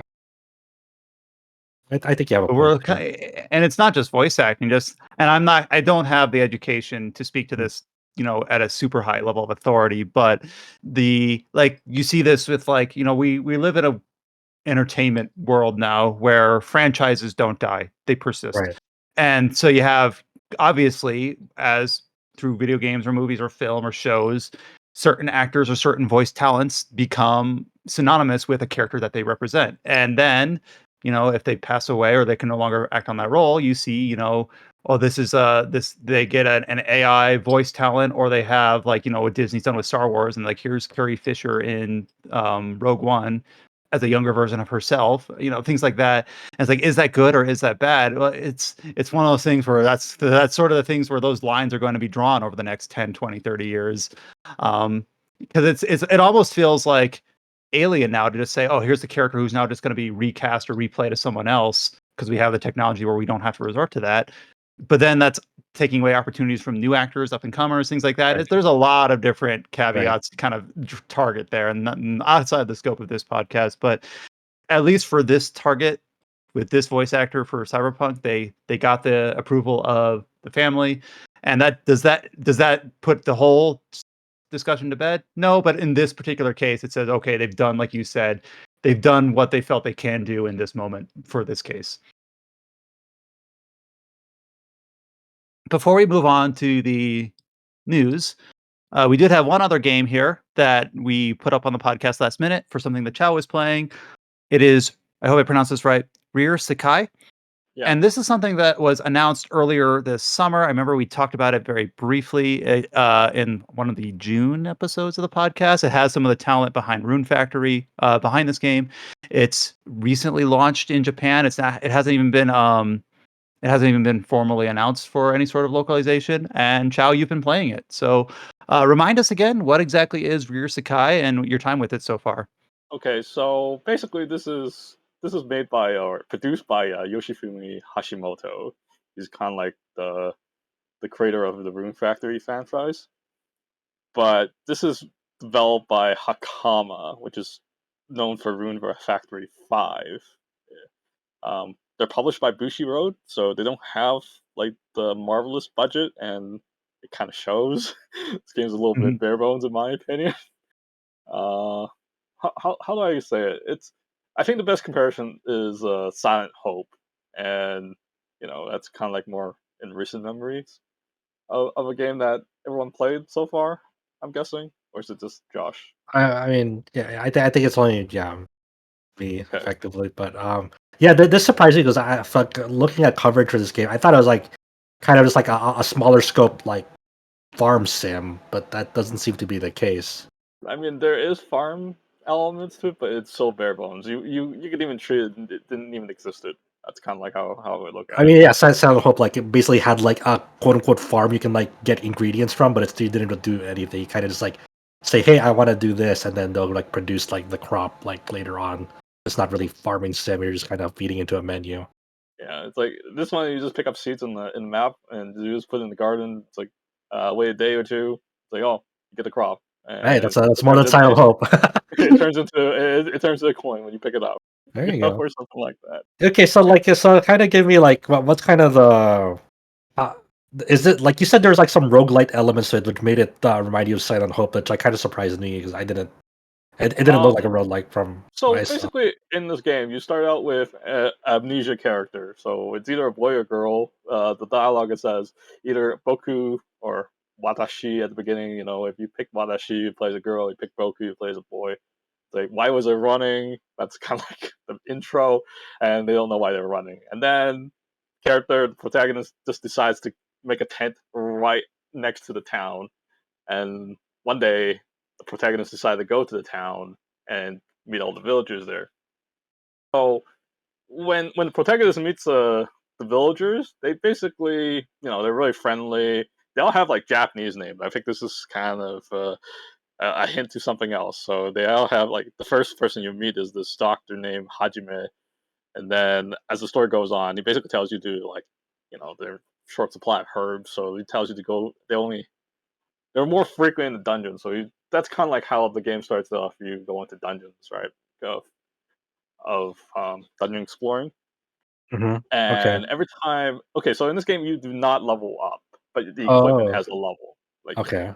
so every time you clear a dungeon, you pick up like a million items and you sell off what you don't need. You probably equip the highest level equipment, and every weapon has like a single ability to it. So, um, Is it and an action RPG? yeah, it's an action RPG, Okay. right? So All right. I would even say the UI is pretty close to Silent Hope, I would say. Okay. Um, then when you use a weapon, right? There will be like some stars in it, like to tell you how many it'll take to awaken it. So if you awaken that weapon, you get like this passive of it, and you can't unlock all the passives in that weapon because you're limited to how many awakened stars you get. So let's just say there's like 3 different abilities there. There's like light attack up, or some kind of cooldown like reduction, and they take up 2 stars, and that weapon only has 3 stars. So if you take up all the passives in there, it's like you probably don't have room for the last passive, and that kind of like how the weapon ends up. You know what I'm saying? So, so like, let's say, like you're saying, like if a weapon has 3 stars, you mentioned like 1 star is like light attack up and 2 stars is the cooldown reduction. Can't you slot in both of those, like because 2 plus 1 is 3, or Yes, am I but misunderstanding there that? there are usually one more extra Oh, ability, okay, yeah. and So then the it's third like one you couldn't slot in. Okay, got yeah, it. so you're like you can only like pick like half of what's listed there, Got right? it. Okay. Well, that's kind of like the system on the weapons, but like the thing is, like you get new items so fast, you don't even really get to spend the time to use them. You just kind of sell it and just equip the highest level thing, right? That's usually how the game works, right?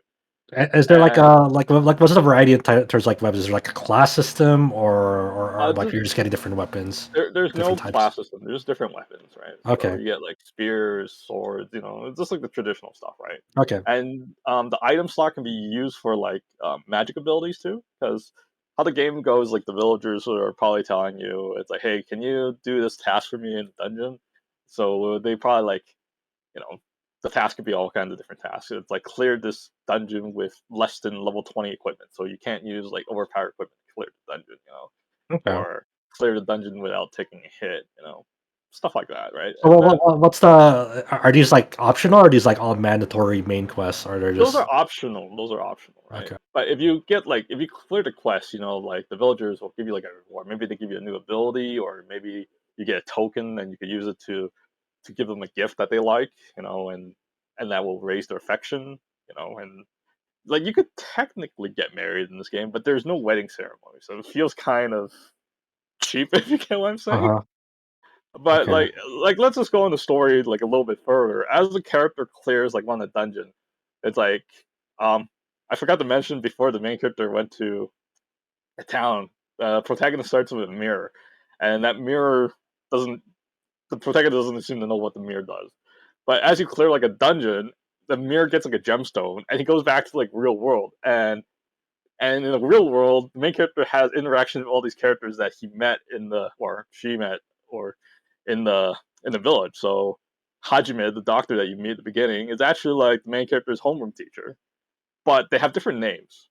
It's like in the isekai world, you only get to see their name in like hiragana, but in like the real world, you get to see their real kanji name, or maybe their kanji name is just different. Like a different pronunciation in that Oh, same name, and okay. now the main characters are confused. Like, oh, it's like I thought your name was Hajime. It's like no, this guy's name is Sumeragi or something like that, and the main character gets confused. Or there's this girl that you met, in the isekai Can you world. do anything? Can you do anything like in that like in that other world that you wouldn't be able to do in the the main Not world? really. I think it's just kind of like it's just to show you what the main character's life is actually is, right? And Okay, so it's more like a plot thing, not necessarily something it's you can more like a really plot interact thing, with. yeah. Okay, okay. I don't think it's that like certain characters, like their personality is more exaggerated in in the real life world. Like there's this girl you met, her name is like Risa, but in the real world, her name is like Risako or something like that.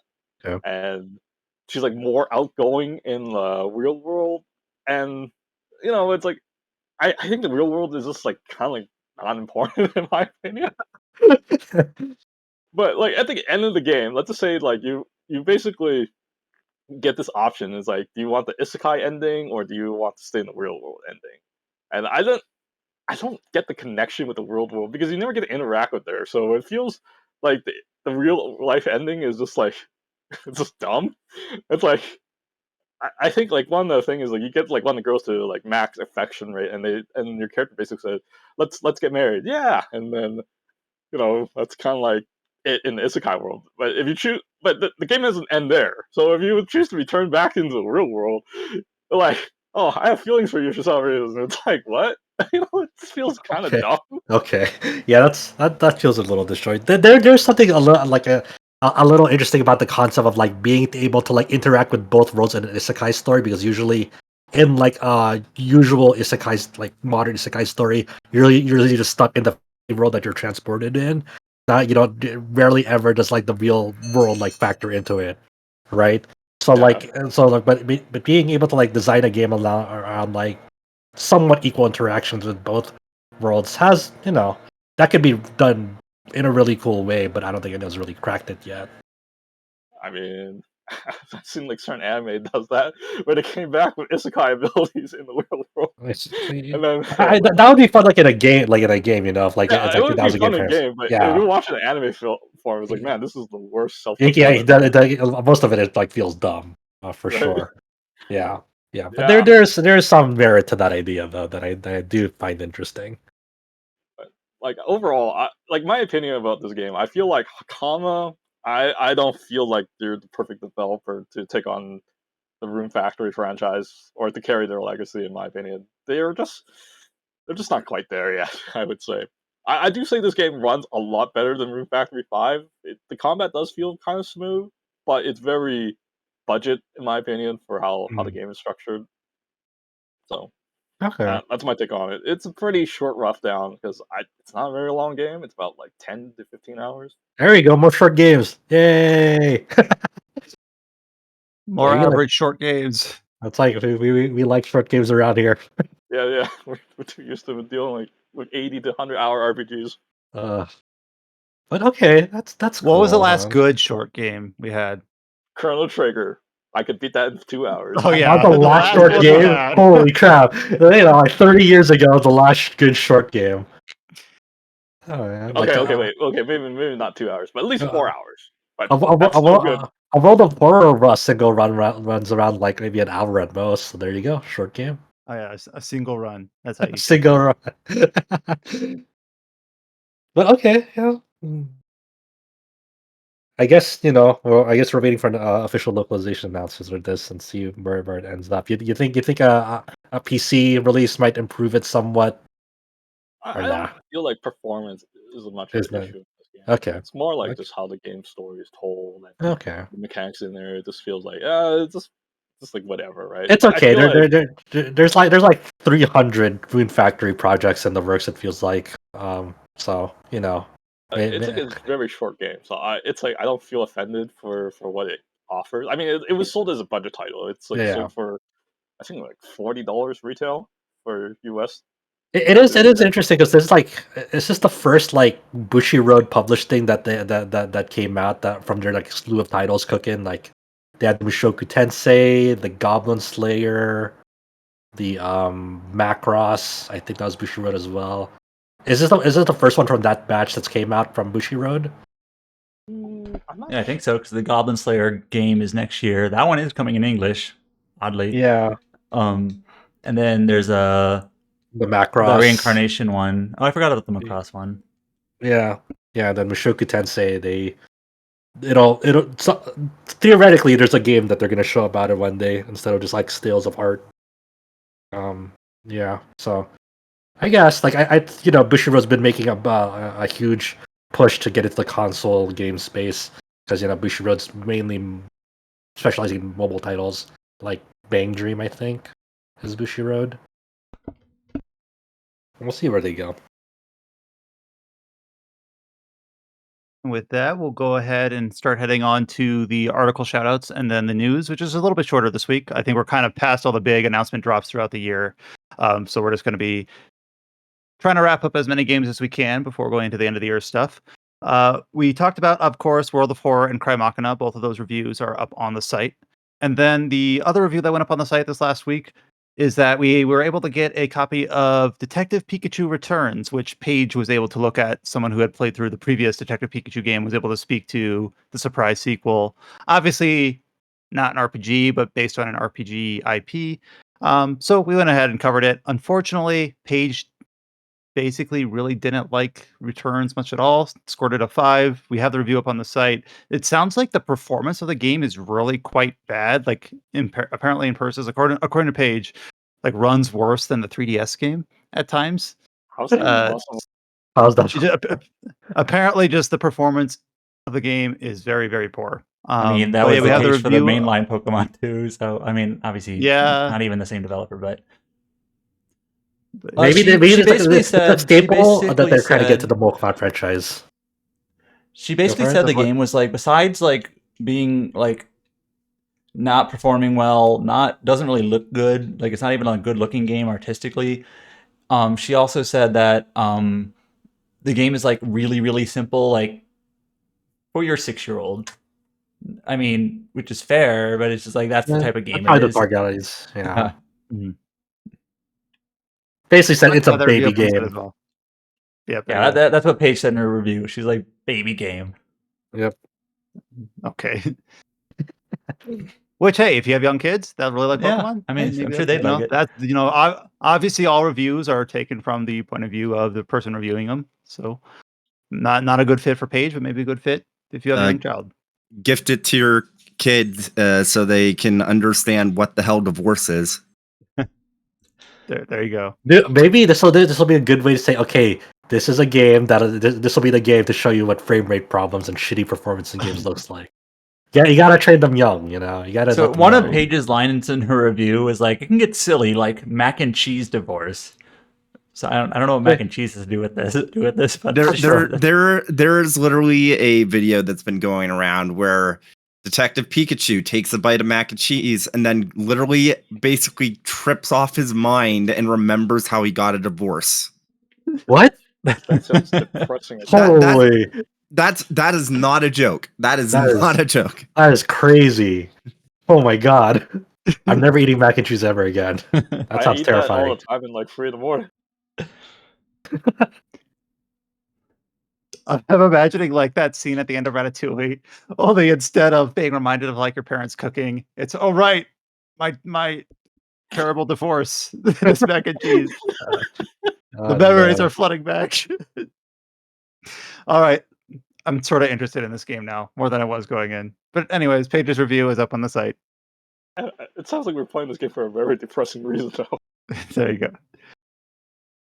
Well, I might just take a page out of Chow's book and just YouTube that one. We have a couple other features up on the site.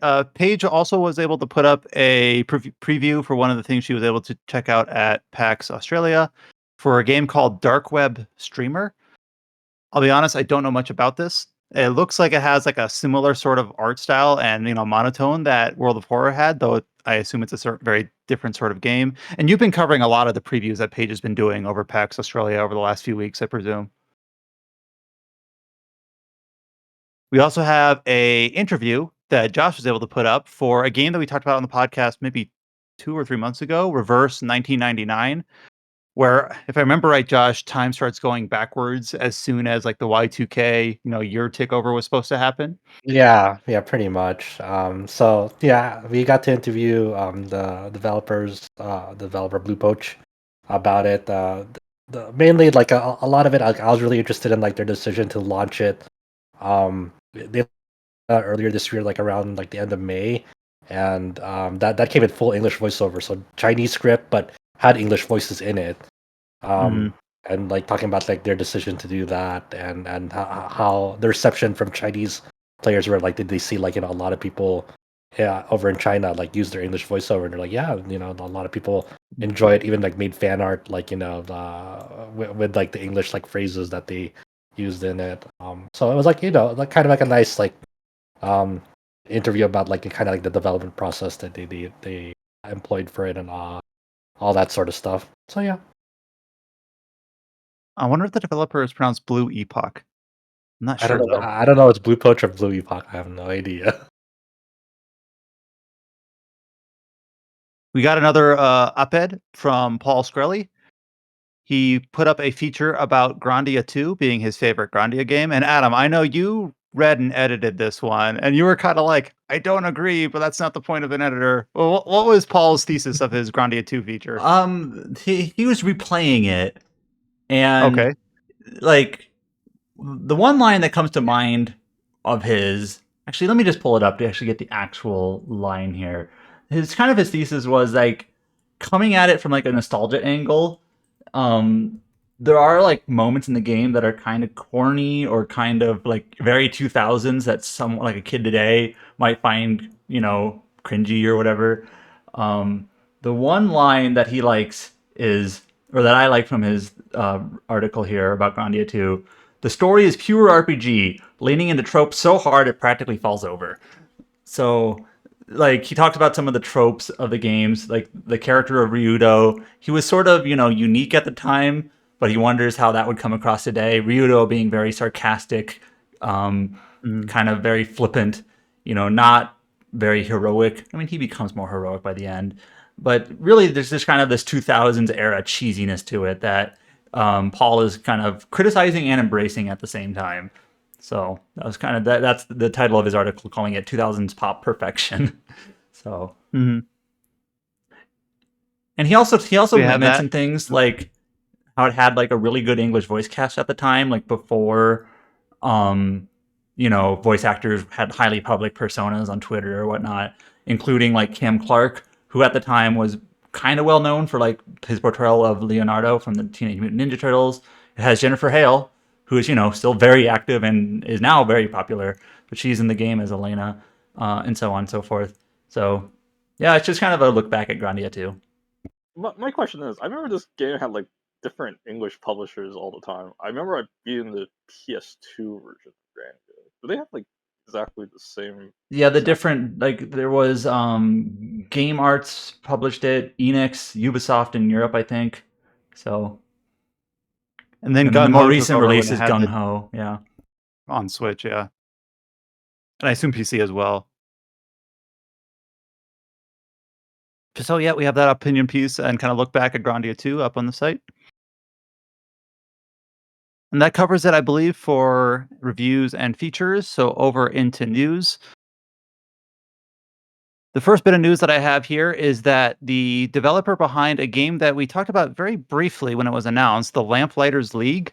So the Lamplighters League just released in the last few weeks, apparently to pretty dismal sales and dismal reception. So much so that publisher Paradox, I don't have the economic background to talk about this, but they're writing it off. They're basically saying they're cutting their losses and saying we're not going to make money on this game, Lamplighters League. So it's been less than a month since it came out. It came out October 3rd. So I mean, it was a very fast. Just like nope, it was not doing well. I'm not a legal expert, but writing something like a property off, it basically gives them like a tax break. Like not a break's not the right word. Almost like a relief for the costs of the developing the game, but they basically have to acknowledge to the government, we are not making money off of this game. Like, we will never make money off this game. So they're writing it off, and they won't be able to do anything with it going forward. I don't know all the legalities, but it's something along those lines where they basically realize this is kind of the fail-safe option. If we're not going to have any success, this is the only thing we can do.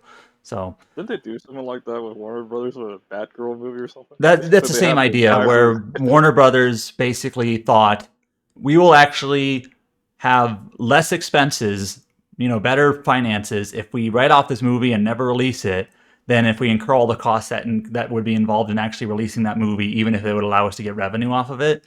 So it's the same idea where they're just writing it off. Sounds very fucked up. Don't you need it? It all has to do with like tax burdens or whatever. Yeah, so it's and not then the developer great, but behind that game, Harebrained Schemes, is basically going back to being independent. So Paradox, the publisher, and Harebrained Schemes are splitting ways after the release of Lamplighters League. This feels especially painful because from what you heard, a good chunk of Harebrained Schemes is employees got laid off, prior to this decision. So yeah, the rumor is 80%. So yeah, not just that's like a huge majority. Like Yeah. what is even left? it's all they split ways, and also they have way less people after the split. So it kind of really sucks because I know a lot of people who really really have fond memories of like BattleTech, and also they are also the ones behind Shadowrun Returns and part of the Shadowrun trilogy. So they had some pretty good stuff. And unfortunately, Lamplighters League, it looks exceptionally cool, but I think there's like just on top of of it being buggy and like having performance issues. I think like the biggest thing is like I feel like not a lot of people did not know that this game existed before it came out. I think the marketing for this game was like virtually non-existent. Even a lot of people who follow Harebrained Schemes were not aware that Lamplighters League. I was looking at the press releases we got. There was an announcement that was made when it was like a press release, kind of marketing, if you will, when it was announced. And then like earlier this summer, they had another press release, a trailer when it had like a release date. And that was pretty much it. Like this game is coming, and then it's coming on this day. That's it. Like that's like crazy. 2 updates. Yeah. Yeah, that's very easy to just like miss, Right. and not pay attention to. Like, Mhm.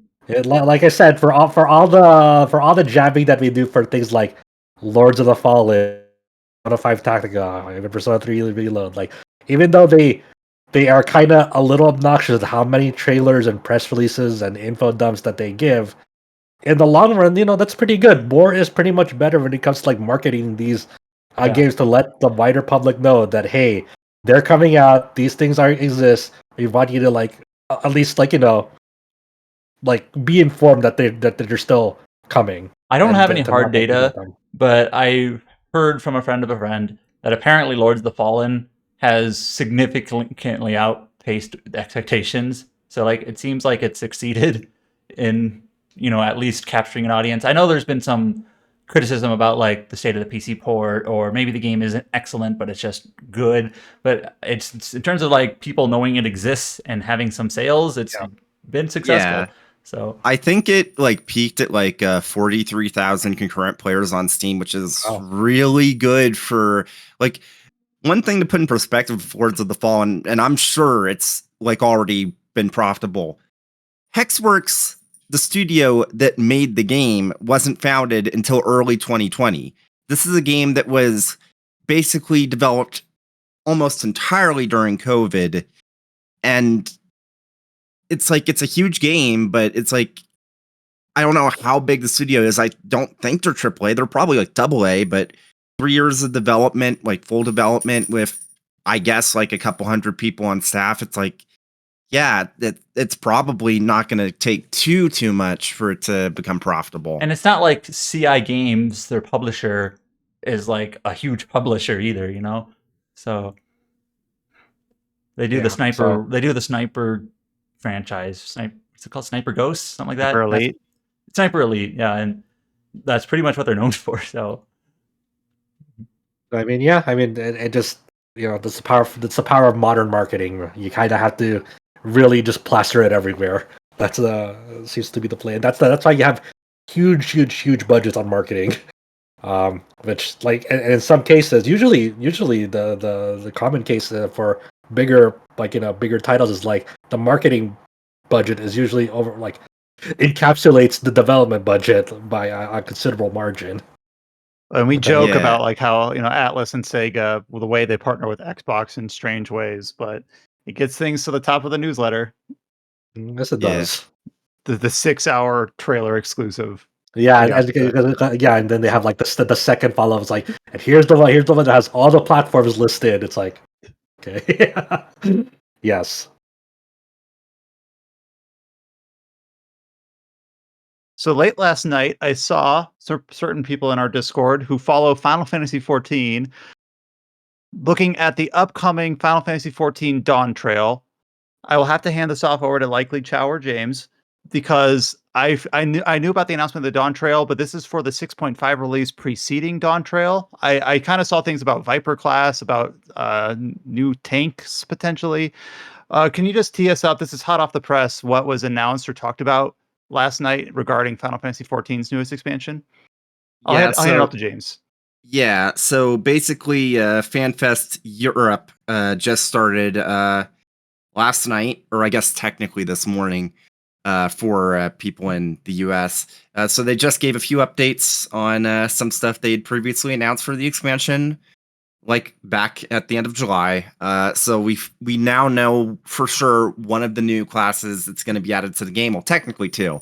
One, the new melee DPS is a new class, like unique to 14, called Viper, which has a set of dual blades it can use that can combine into a like greatsword type thing. So that's neat. They released a bit of footage with some like skill animations for the job and whatnot. They gave some more details about what's coming in Dawntrail outside of that. They showcased some new areas. They also showed some new concept art and whatnot. They also announced that the Alliance Raid series for Dawntrail is going to be another collaboration one after Endwalker was not a collaboration Alliance Raid. It was all like 14 exclusive stuff. But interesting, and something that maybe you'll be interested in, Brian, is that the Alliance Raid in Dawntrail is going to be a collaboration with Final Fantasy XI. Oh, neat.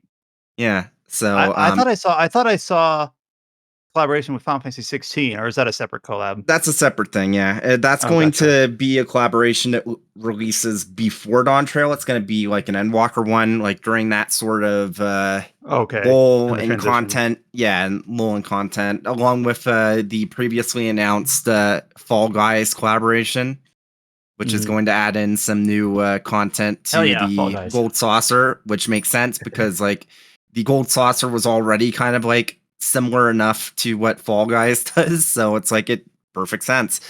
You can get a Fall Guy as a minion.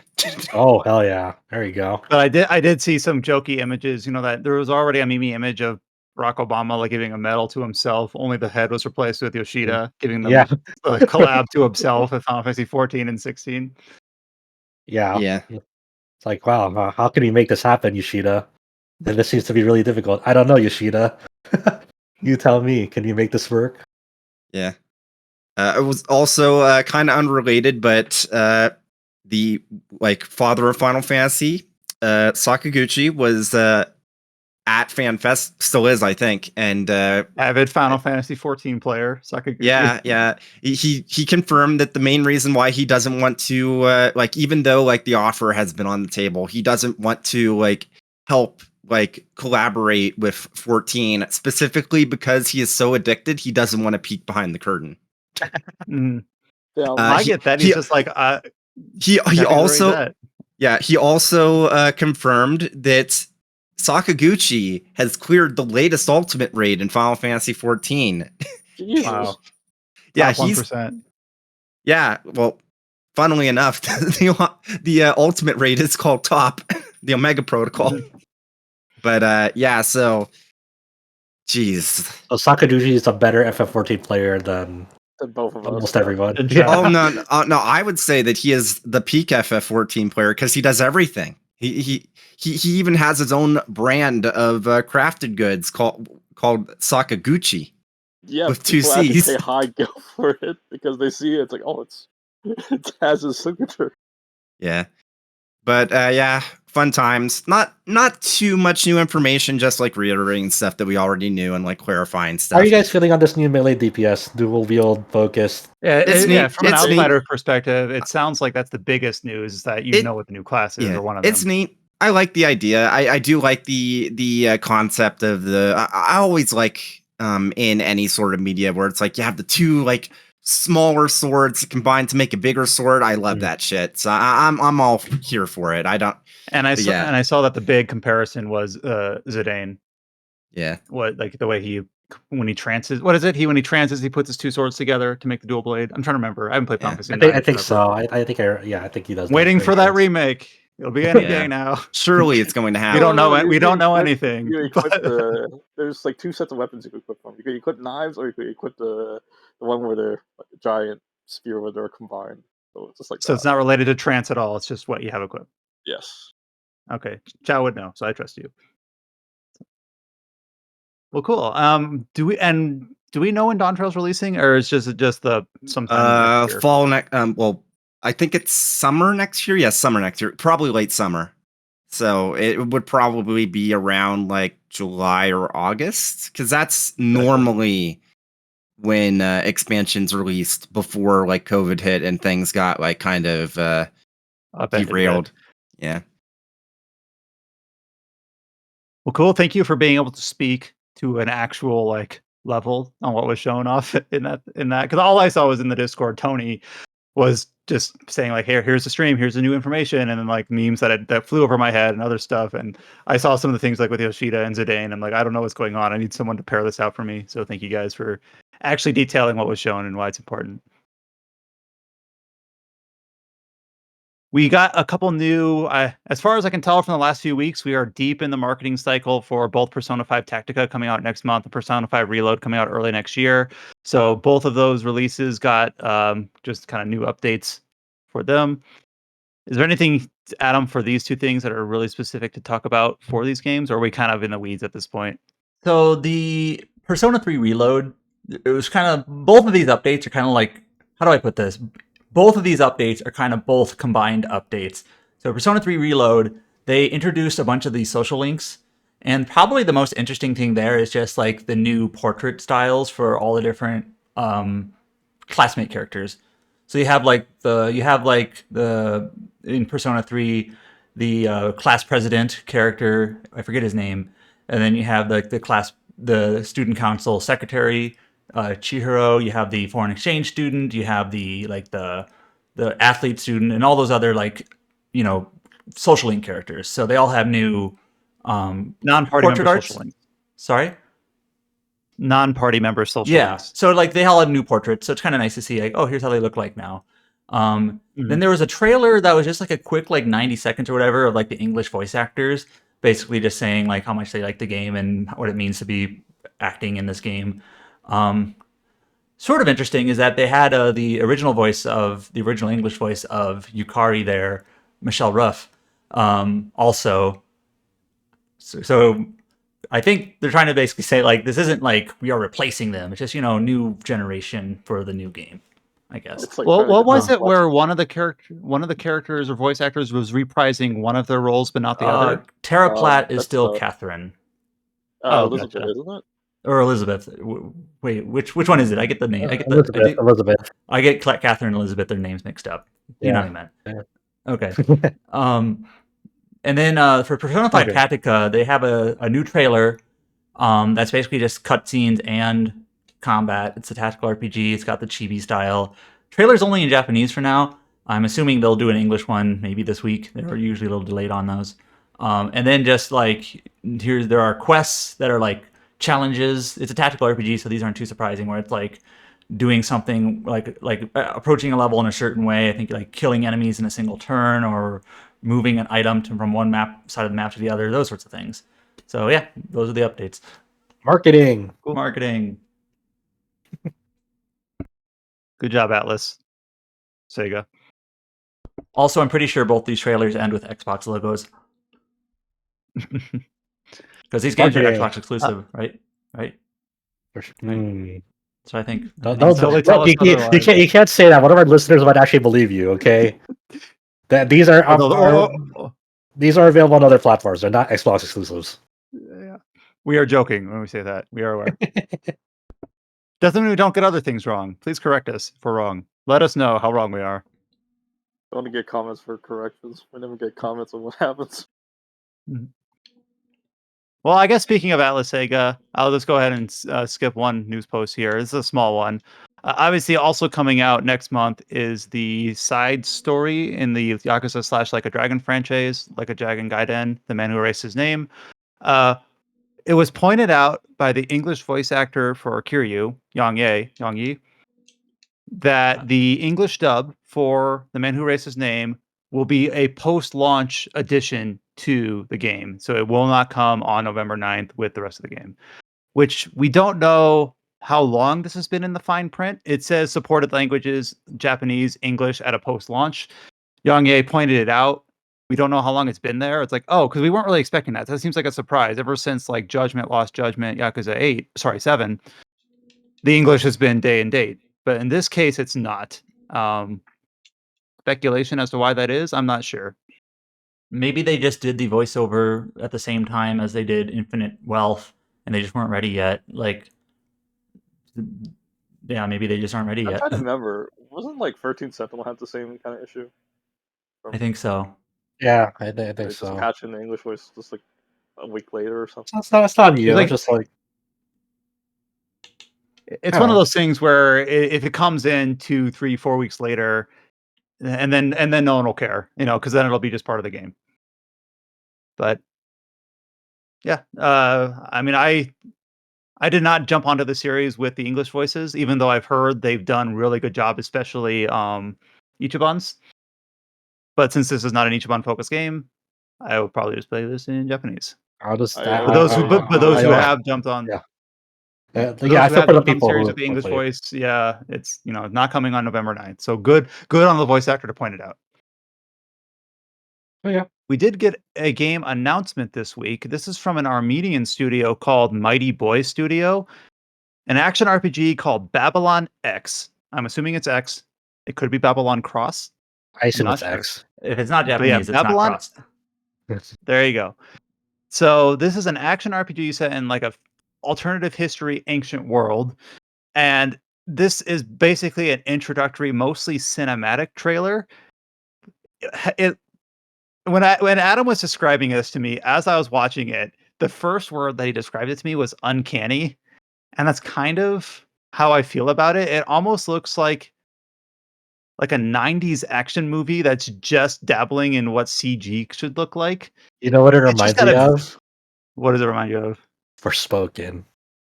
A little bit. It has a lot, pretty much the entire trailer. It's a decently long trailer for an intro trailer, announcement trailer. But So you're telling me anything it's that dead isn't, on arrival then, if it's pushed focus.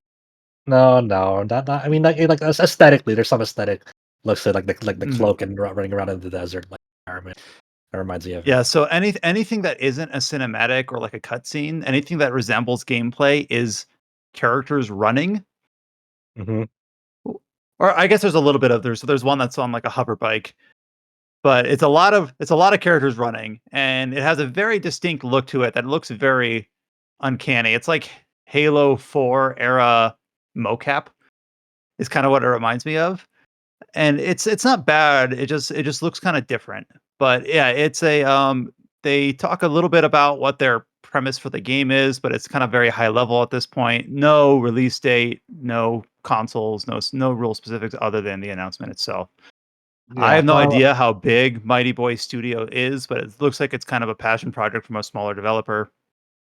I like I said, the most important part will be just like, give me a HUD, give me what it looks like. It looks like to just like play the game. Give me those like raw gameplay footage, and then I can forgive shitty cinematics and awkward looking cinematics if the gameplay is fun. Yeah, it's just, and we'll encounter this a little bit with the we had a trailer, very different sort of game, but we had a trailer for another upcoming RPG from Owlcat, Rogue Trader, where they say, so the reason why I'm bringing up both of these is that in this press release for this announcement for Babylon X, they're like, set in a beautifully crafted universe, it'll contain a robust action combat system with tactical elements, unique magic casting, dynamic semi-open world puzzles, and intelligent NPCs. It's just kind of like, yep, we're trying to check all the boxes, but you can't really. We can report it and say that's what they said, but it's hard to really judge or really comment anything with any kind of insight based on just what they said in the press release and what they shown in the trailer. Like, all right, that seems promising. We'll keep our eye on it. The funniest thing about the press release is like, hey, they're kind of establishing the premise of like, hey, there's like technological advances between Babylon and Egypt. They've you know, they gave a character the name Samson, former prophet, now runaway slave and an avenger, and then like a young moon cult priestess. Then they band together for yada yada, and it's like during the journey, they'll get to know themselves, finding a person, and maybe even fall in love. And it's like, okay, there's a love story in here too. So it's like, okay, there's not really any mystery behind like that. So it's funny when press releases do that. It's like, okay, these two probably hook up in the end, if not during There you it. go. I'm Crazy. sucker for a good romance story. Okay. Well, there you Tell me go. good romance. So yeah, so that no release date coming for PC and consoles. And then because I teed it up, we did get a new trailer from Rogue Trader, which is coming out next month from Owlcat. They did the Pathfinder games, and they've been doing very well scoped trailers. We're like, this trailer is only on factions. This trailer is only on combat. And then this trailer is about story consequences, but that's very hard to show in a 2-minute trailer about how the consequences will shape your world. I can say that in the Pathfinder games, the Owlcat has done a good job making choices matter. Like in Wrath of the Righteous, one of the things that you pick is a mythic path, which is basically like what sort of divine or related power is bestowed upon your character at higher levels, and it does like affect kind of the ending scope of the story in that game. And then even beyond that, just decisions you make do play dividends past the game's various chapters. So basically, Owlcat has a pedigree of saying, yeah, when they're showing it off in a trailer and a press release saying, promise us our game will have choice and consequence, they do have a little bit of substantiation behind that because they've delivered that in the past. One thing that they do in this trailer is that they have kind of a neat sort of graphic that tries to try to illustrate what they mean by this, where they show like a branching path that kind of encircles like the wedges of a clock. You'll have to watch the trailer in order for me to like paint the visual picture for you here, but trying to say like things will come to a head as you meet this important character partway through the story, and then this conversation with this inquisitor can have many different outcomes depending on what you do before and during that event, and that'll kind of set you off in very specific paths. So can be eager to see how this actually manifests in game. But and one thing that Chow has kind of pointed out, Chow who writes guides for Neoseeker, is that both of the Pathfinder games, correct me if I'm wrong, Chow, usually have been pretty high traffickers on that site because they have a lot of aspect in terms of what choice should I make here? What's the pros and cons between going this route or this route? So I'm guessing that Rogue Trader will be in a very similar space. That's what I would assume. Because what I know is that there's people like if they talk about Pathfinder and they need strategies, they'll use the Neoseeker thing, and they'll use that to compare everything. I don't know. Yeah, I wonder if like that like almost like consequence compass, I'm gonna call it, There in you this go. trailer, is gonna be like actually like a graphic that you'll encounter in the game. Whether it's like kinda at hope the it is. end or like if it's something that like that will like sort of like lightly guide you. Because it is an interesting graphic, and it reminds me of like almost like the typical circle puzzle in a game that you encounter where you have to like align like symbols in that circle. It kind of looks like that. So it would be a nice thing to kind of, if you're trying to game for like different endings, that'd be a handy thing to just have on hand as an in-game sort of guide. Now, But unfortunately, I think a lot of people are coming to this game. I'm biased, but I'm coming into this game knowing nothing about Warhammer at all. But I'm like, well, I like the previous games, and Owlcat did also introduce me to Pathfinder, so why not Warhammer? This will be my Warhammer gateway. And I just kind of make the assumption inherently that this will be a lot of people's Warhammer gateway. But maybe there's also a faction of people that I don't know that are Warhammer stans, and then they're really excited for a a high budget RPG built in their universe. But on this choice compass, there's like these three icons that I presume relate to like either factions or beliefs within the game, but I don't know what they like. I am a novice. I do not know what these icons are. There's one that's like the praying hands. There's one that's like arrows on a dial, and there's one that I think is like a skull, the symbolized by yellow, blue, and red. I don't know what they mean, but I'm eager to learn. They also kind of What about show it the in one the that does? trailer. Go I was ahead, like, what Jack. about the one that do the models? The one that paints those little figurines for Warhammer? Or am I thinking of the wrong thing? No, that's No, Warhammer, but that's yeah, Warhammer. Yeah. that's the I table. mean, That's the tabletop game. yeah, Big component of it. there's all sorts of Warhammer fans. You have like Mhm. there's normal Warhammer, not even 40k. You have the 40k fans. You have fans only the tabletop. You have fans of only the game. It's like a whole universe that's like there are definitely a lot of Warhammer fans out there. I don't know how many of them are like coming into this, eager. I have no idea, but I know there is a lot, hundreds of thousands of Warhammer fans, probably Well, more. I'll wait for that movie with Henry Cavill and let him do the talking. But yeah, I mean, once again, the leading concern this year is like, hopefully it launches in a stable state. Yeah, that's one thing. Yeah, I said Owlcat has a history of releasing a certain sort of game, and that includes games that require a lot of rapid hot fixes. And Adam was actually saying, like, so this game's coming out kind of at a strange time, early December, so right when a lot of us are going to go on like break.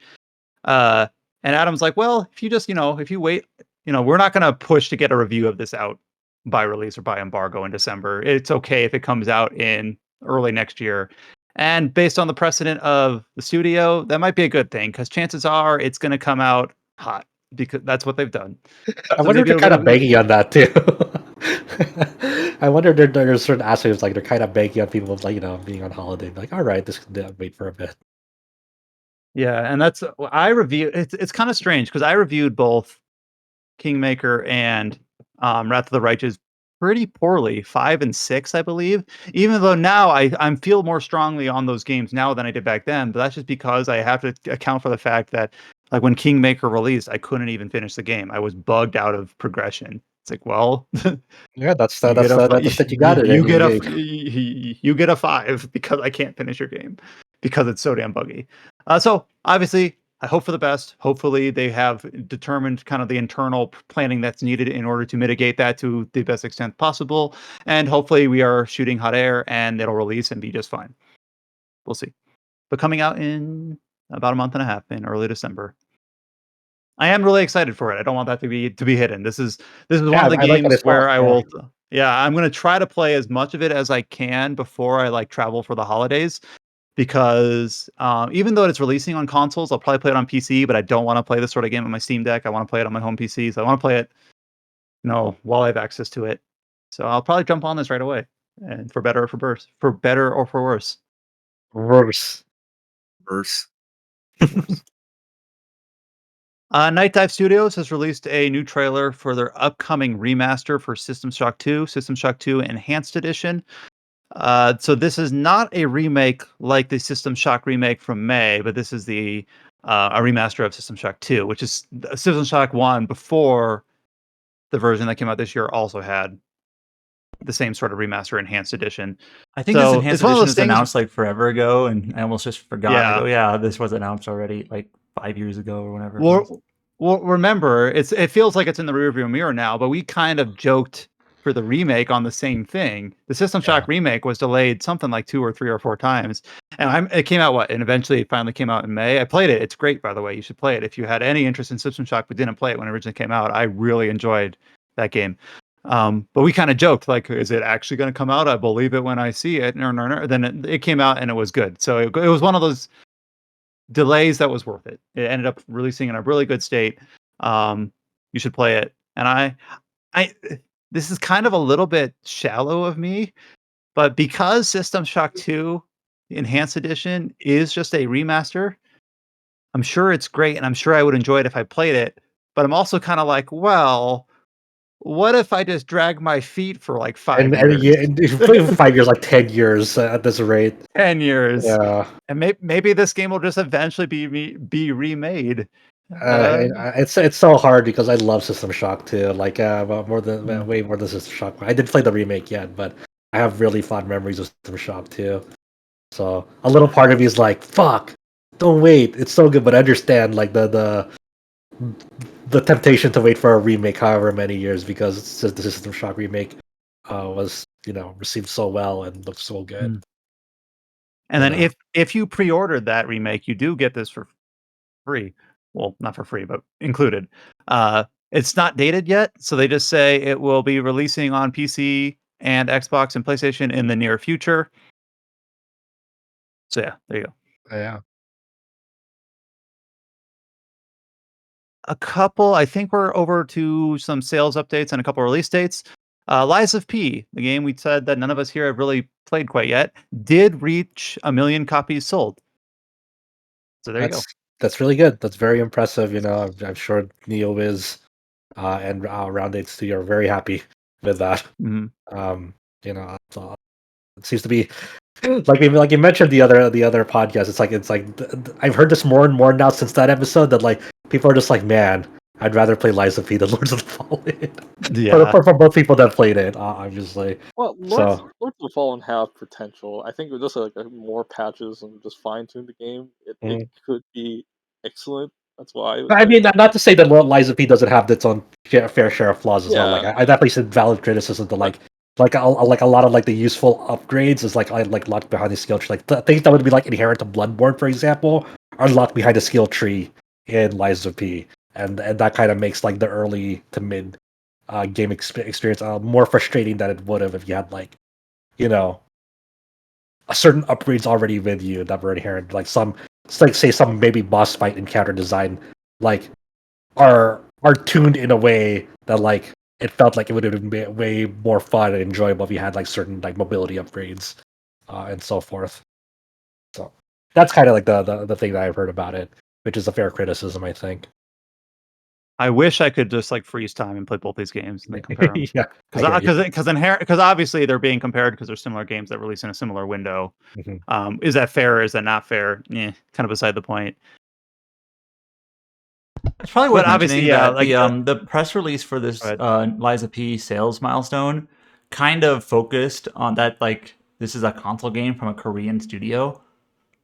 And, just Korean studios are known for mobile games, for MMOs, but like single player console RPGs, those sorts of games are not really known for. So like this is a big success for a Korean development team, like not just this team, but like Korean development that scene.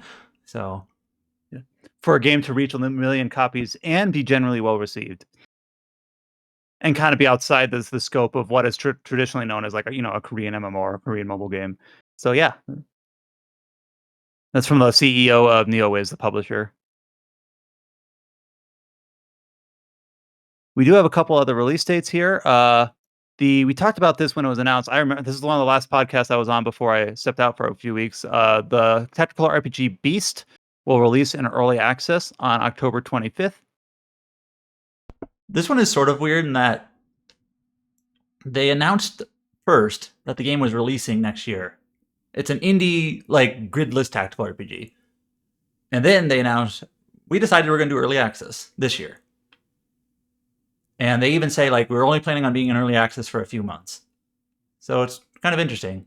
I'm not saying it's a good thing or a bad thing. It's just like they decided that getting this sort of, revenue plus getting that feedback before the full release next year that they planned on is what they wanted to do.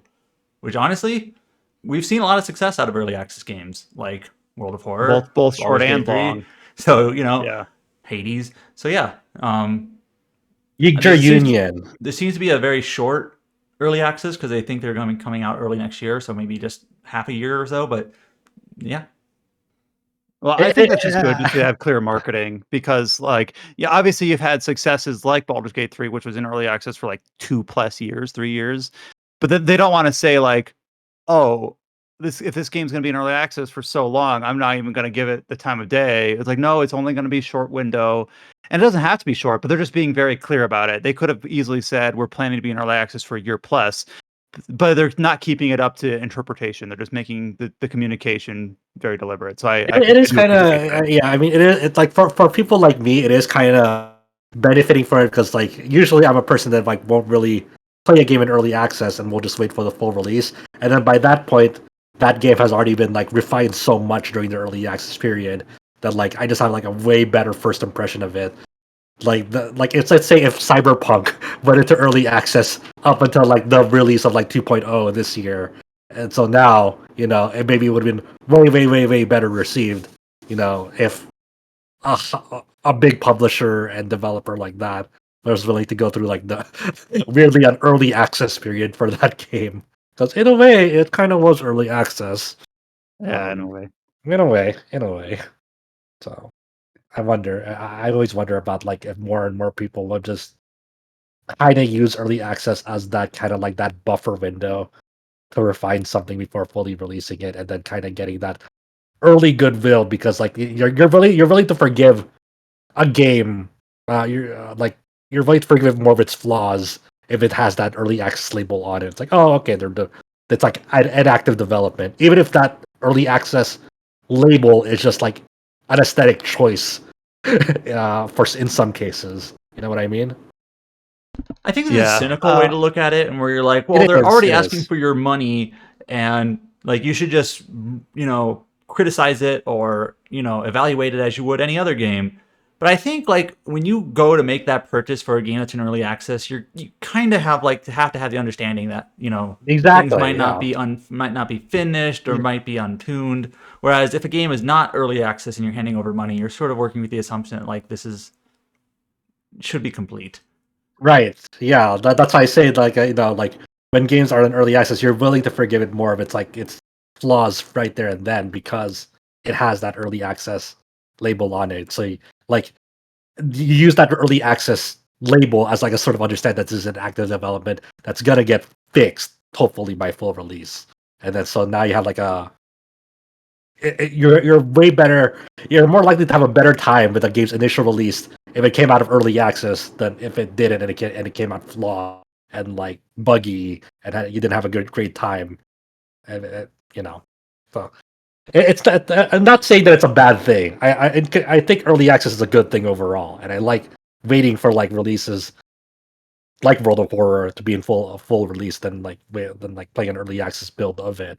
But I just think that like in some cases, I can see how people can take advantage of the early access label for more. I'm not saying nefarious means, but it kind of is like almost like a get out of jail card in some specific circumstances. But I think that's just the way how my mind is. No, I can see that processing it. cynicism, like genuinely, where it's like they're just releasing an unfinished game and getting revenue for it while they finish it.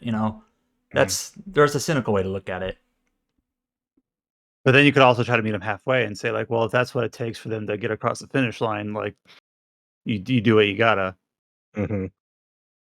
One Game thing I do think is game kind of development's weird. interesting, Game development's weird. and I also am not a very hard. developer. Yeah.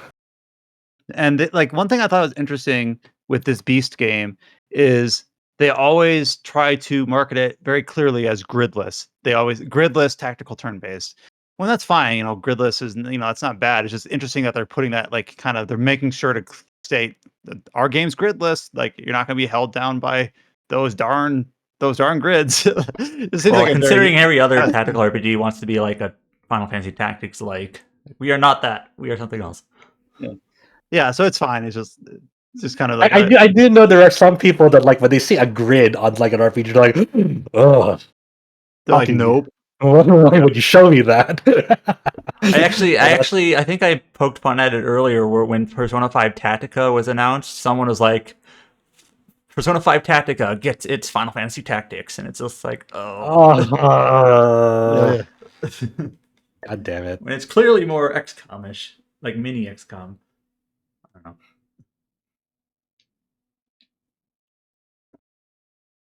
Salt and Sacrifice will be releasing on Steam and Switch on November 7th. It looks like it's already out on PlayStation 4 and 5. Oh, I guess it was also out on PC, but Epic exclusive back in May. I forgot about that. So it's last going May, to not this May. Last May, yeah, a year and a half ago. So it'll also come over to Steam this year and also Nintendo Switch on November 7th. Yeah, there's also going to be a new free update called the Trader's Tomb coming on that same day, which adds new dungeon, new bosses, NPCs and secrets. So, it's going to be priced at $19.99 USD on Switch and Steam. and then it's already been Steam Deck verified for people who want to play it on Steam Deck. And yeah, I mean, this kind of like it felt like forever ago that Salt and Sacrifice came out on EGS. It's kind of it's like one of like the it's held out on EGS for quite some time. It felt longer than last May because like recently Tony Hawk Pro Skater the 1 and 2 remake came out on Steam as well. Like that felt like one of the holdouts from EGS for the longest time. But I think everyone wants to know, it's like, when is Kingdom Hearts coming to Steam? Getting away from EGS. On that, I think that's like the one big Epic exclusive right now on PC. I genuinely think we're never gonna see Kingdom Hearts on Steam, just because and the thing I keep coming back to is that Epic signed a deal with Disney for them to use Unreal Engine for like CGI in their films. I would not be shocked if part of the reason why like Kingdom Hearts is exclusive to Epic or even came to the PC in the first place is because there might have been a stipulation in that contract. It's like the only thing I can think of because it's been so long. It's been like almost 3 years or something. It's like, has it been no way? Has it been 3 years? Oh my god, no way! I was a chump and purchased those games when they came out on PC, and was it 3 years ago they came out? It was 2.5 years. I think it was March 2021. Holy shit, that still feels like forever ago. God, time keeps flying. I felt like that was like last year, but damn. But yeah, it's been 2.5 years. It's like, I still see some people say, "Oh, I'll wait for it to come out on Steam." Guys, it's been 2.5 years. Just keep on holding out, guys. You never know with Square Enix. 5 years from now, all of a sudden, it's like it's on Steam. You never know. Okay. I even ended up buying Final Fantasy VII Remake twice. You have it on Epic Games Store. I still congratulations. So yeah, Square Enix really got you with that one. Then holy. Like, I have nothing against Epic Games Store. I just like to have all my collections in one launcher. That's all, basically. Yeah, that's understandable. Once Diablo 2 Resurrected comes to Steam, I'll probably get that because I really like the devs behind it, and it used to be a really faithful, great edition of Diablo 2. But I don't want to get like the Activision Blizzard launcher BattleNet for it. Mm-hmm. Well, BattleNet's days are probably numbered at this point, anyways. So yeah, as more and more from that is on getting onto Steam, so I'm optimistic that Diablo 2 Resurrected or whatever it was called will go on to Steam soon. And speaking of that, James did make a update to our listicle for games that are well suited and verified or independently checked on Steam Deck. Yeah, and James, what was like the recent addition to that list? So it was a couple of games. One, Lords of the Fallen. At the time, it wasn't officially verified or playable, but the devs said something about it being supported, and I booted it up, and it's like, oh yeah, no, it works. It's like even got like a Steam Deck like button icons and whatnot. You go into the controller layout, and it shows you like a Steam Deck. So it's like, oh, okay. That is now officially listed as Steam Deck playable. I'm guessing probably not verified because of text size, because it even supports like 800p natively. It doesn't need to like be 16:9. It like supports 16:10 just fine. So that's obviously added. Persona 3 Reload, even though it's not coming out until next year, is Steam Deck verified already. So that's cool. There's also a recent update to Monster Hunter World Iceborne, right? To make it more friendly. Yeah, it was already playable, but one thing that they changed is like if you have like armor sets or layouts, you can actually name them things. So before, you would have to manually input the shortcut to open up the Steam Deck's software keyboard. Now, Monster Hunter World's been updated where every time it has a text input field, it will automatically call the Steam Deck's keyboard for you. That's good. Yeah, it seems like such a basic feature, but that's huge. I always forget what the shortcut to get the keyboard. It's like Steam button plus left or something to get the keyboard up. Otherwise, it's Steam button plus X. It's like once you like remember it, it's not that bad. But the fact that more and more games are like explicitly supporting the deck in the sense that you don't even need to do that. It'll like just like make use of the Steam API to do it for you is really, really cool. But yeah, that's been getting a lot of support like as time goes on. Like I think the industry as a whole it's taking Steam Deck more and more seriously. I think part of it is that for a developer, it's probably useful to have like a set like piece of hardware that you can target for minimum spec. And like Steam Deck is like perfect for that that's true. Because like if it can run on Steam Deck, it can run on basically any desktop PC. So it's like, okay, if you target to make sure your game can run on Steam Deck, then hopefully that means it won't be an issue like further up the chain. At least that's my theory. James, I have an important question. It's not RPG related. Yeah. Does City Skylines 2 run on Steam Deck?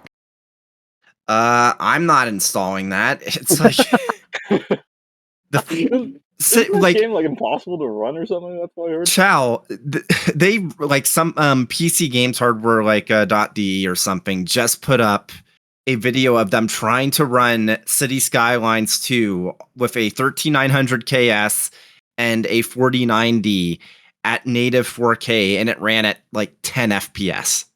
Jesus Christ! I think is it the benchmark for that game like it can get a stable like 30 FPS at 1080 with really high specs or something?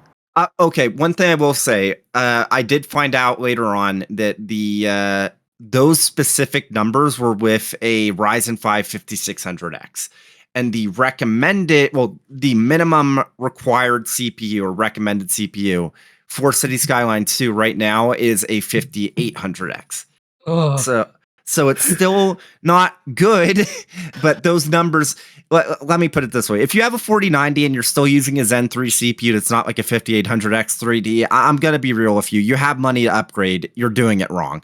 But like still the early optimization for that specific game like throughout the week like caught my eye. It's like, oh man, this game's gonna be really something when it comes out, and rubber beats the road on that. Yeah, and that comes out like, I mean, reviews went live, so obviously it's coming out soon, and it's like yeah, needs to be an optimization nightmare for that one. Then I have one light addition here on the podcast doc, another announced RPG. This is Duet Night Abyss for mobile devices and PC from publisher Hero Entertainment. Yeah, so Adam, you put this up just yesterday? So yeah, developer Pan Studio. Yeah. I'm kind of curious. Like, it looks like anime Warframe the way that you describe it. Yeah, so I watched this trailer and I watched like the story build up to it, and I wasn't expecting the gameplay that came out of it when the trailer hit for it. Like the anime lady just pulled out a rifle out of there and became a third person shooter. Then became like acrobatic focus mixing in melee, and it's like, oh shit, this is just Warframe. And sure enough, it is very much like a cracked version of like Warframe with like with anime people. And yeah, and people have done like side by side comparisons of like this game and Warframe, and a lot of those animations kind of look very similar to Warframe. But it looks really cool. It looks very fun the way that they've showed it in the trailer. So there is a pre-registration right now on the official website, but there is no statement for when the game will be available to play, either in closed access or full release or beta or anything. But you can register. I will give them that. I would much rather have a game try to copy Warframe than they try to copy Genshin in terms of gameplay. There you go. Yeah, I would take that over because I didn't play much of Warframe, so I wouldn't know what the base to compare with. Mm-hmm. But here I played the other one, Astra. I was like, I already played Genshin, so it's like I'm ripping this apart because of Genshin. But I thought you don't play Genshin anymore. I don't, but at least I played good. I know. Yeah, so people going into this like it'll feel like a new experience for them because they've never played Warframe, and for Warframe people they're like, this looks weird enough to like try out, you know. So, sure, why not? Let's see what other people's takes on like the Warframe formula is, and you know, it looks really fun. It looks really fun. They have like there's like parkour abilities, different ways of navigation. You can like fly around. You can ride a stampeding pig. Yes, one of them can ride a stampeding pig. One of the anime people turns into a giant. It has like tentacles that like envelop enemies all around Also, the not to harp on battlefield. the pig, but it's not like a warthog pig. It's like a piggy bank pig. Yeah. So there you go. hmm So it looks, I'll definitely keep my eye on it. It looks pretty fun. Adam, you really like the press release for this game. Yeah, the press release, it Okay. kind of felt like English second language, which it probably is, but so there's a little bit of a weird stiltiness to it. But they're also like, we, the publisher, were involved in the investment of games like Wuthering Waves and Punishing Gray Raven and Wukong Black Myth. So evidently, we have a great eye for high quality, projects. It's like, oh, I guess good Let me job remind patting you, yourself on the back for games that aren't even yeah, out yet.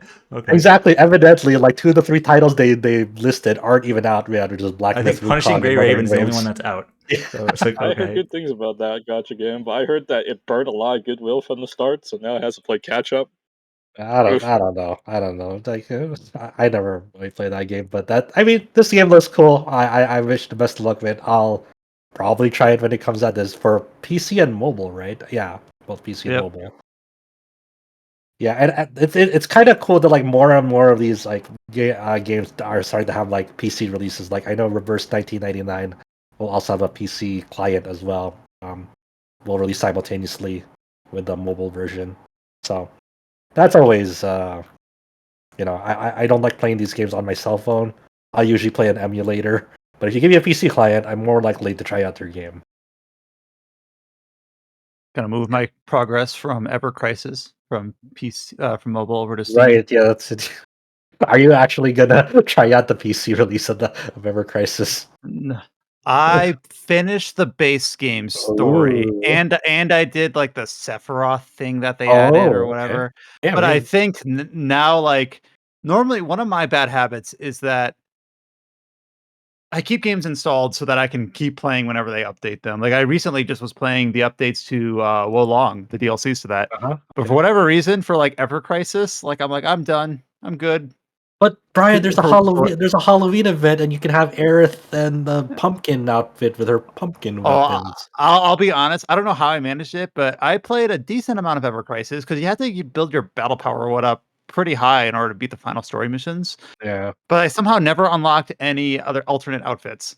Like I didn't do enough polls, or I was too unlucky. So I have everyone in their default outfits still, which is just the way I want it. But no, Hey. I don't really have any interest in the Steam client. But if it had come out on Steam client day one, that's probably where I would have got it. Yeah, me too. But I was like, I can't stand this game anymore. I played as much as I could. And I'm like, okay, I'm done. I'm done. I just there's so many things about it I just do not like. And that's kind of where I'm at too. So, So, you know. so obviously over the next couple days, Crymachina and World of Horror will be releasing. I'm trying to see what else is coming out in October. World of Horror is out. Yeah. No, so it was weird. So World of Horror's PC release recently came out, but when it came out, in that same poster, like, oh, we had to like delay the console versions, so PlayStation so the and console Switch version is coming by out like this a week. Gotcha. Yeah, like a week. Okay. Yeah, I just remembered. Thank you for reminding me. What's coming out this upcoming week? I'm trying to think. I think the big one is well, not big relatively speaking, is Dark Envoy. Was a Okay. CRPG that's been getting a little bit of marketing, and then going into November, the big release, of course, right on the November 2nd, is the Star Ocean remake or remake, one of those remakester. Yeah, I don't think there's gonna be like any big RPGs until that Star Ocean. Yeah, we'll get remake. Star Ocean, then Like a Dragon Gaiden, the Tales of Arise DLC. Right. No idea how substantial that'll be, and then the Super Mario remaster. There you go. Super Mario RPG will be a good short RPG. I don't know if it counts because it originally came out in the 90s, but there you go. But yeah, like for the entire like rest of October, aside from Crymachina's release, there's not really any big RPGs. Little Goody Two Shoes isn't really RPG, but it does have RPG elements coming out on Halloween. The two games that I want to make sure I at least get my feet wet on so I can speak to them are Starfield and Diablo 4. I don't know if I'll jump in on a Steam release. Just because I did enjoy 2 and 3. I just ignored 4 when it released earlier. So I want to at least play through the story. Yeah. I mean, of I will Diablo 4. I will give you that the campaign experience of Diablo 4 is decent. everything surround like end game stuff is. Season 2 is better than season 1 right now, but still not great. It's still. I have a coworker who doesn't play a lot of games, but like I think he grew up with Diablo, so Yeah. he played Diablo 4, and he was just like, "Wow, that was really short." Like he's not the sort of person to play like the season content or whatever. He Yeah, just played the campaign and like, all right, maybe that'll be a short game. It'll be good to play. Yeah. My girlfriend is interested in potentially getting a group to play it as a group of people. So I might see if I can set that up. But Okay, that'd be great. Yeah, play it in co-op. So Mm-hmm. Yeah, well, we'll there's see what we definitely are. there's definitely a lot of releases I still want to get to before we give it a year, like Lies of P, maybe Lords of the Fallen, Sea Adventures of of Die. Stars. There you go. You want to go? I need a second Die supporter. All right, There you so go. hop in, log in. Well, thanks for having me back on this episode of the Tetracast. We will hopefully all be back next week. I'm planning to make it next week. You can find all the reviews that we talked about, as well as the features, up on the website at rpgsite.net. That includes the Adam's Crymachina review, Josh's World of Horror review, page with Detective Pikachu Returns. We have Paul's feature on Grandia 2, as well as all the news we covered in this podcast up on rpgsite.net. You can find RPG Site on all the social media networks. We're on Twitter, Facebook, YouTube, and Instagram. And we will be back next week with another episode of the Tetracast. Again, thank you to everyone else here, Adam, James, Josh, and Chow, for holding down the fort while I wasn't here. And we'll be back next week. So until you hear from us, stay safe and take care. We'll talk to you all next time. Mac Later, and folks. cheese.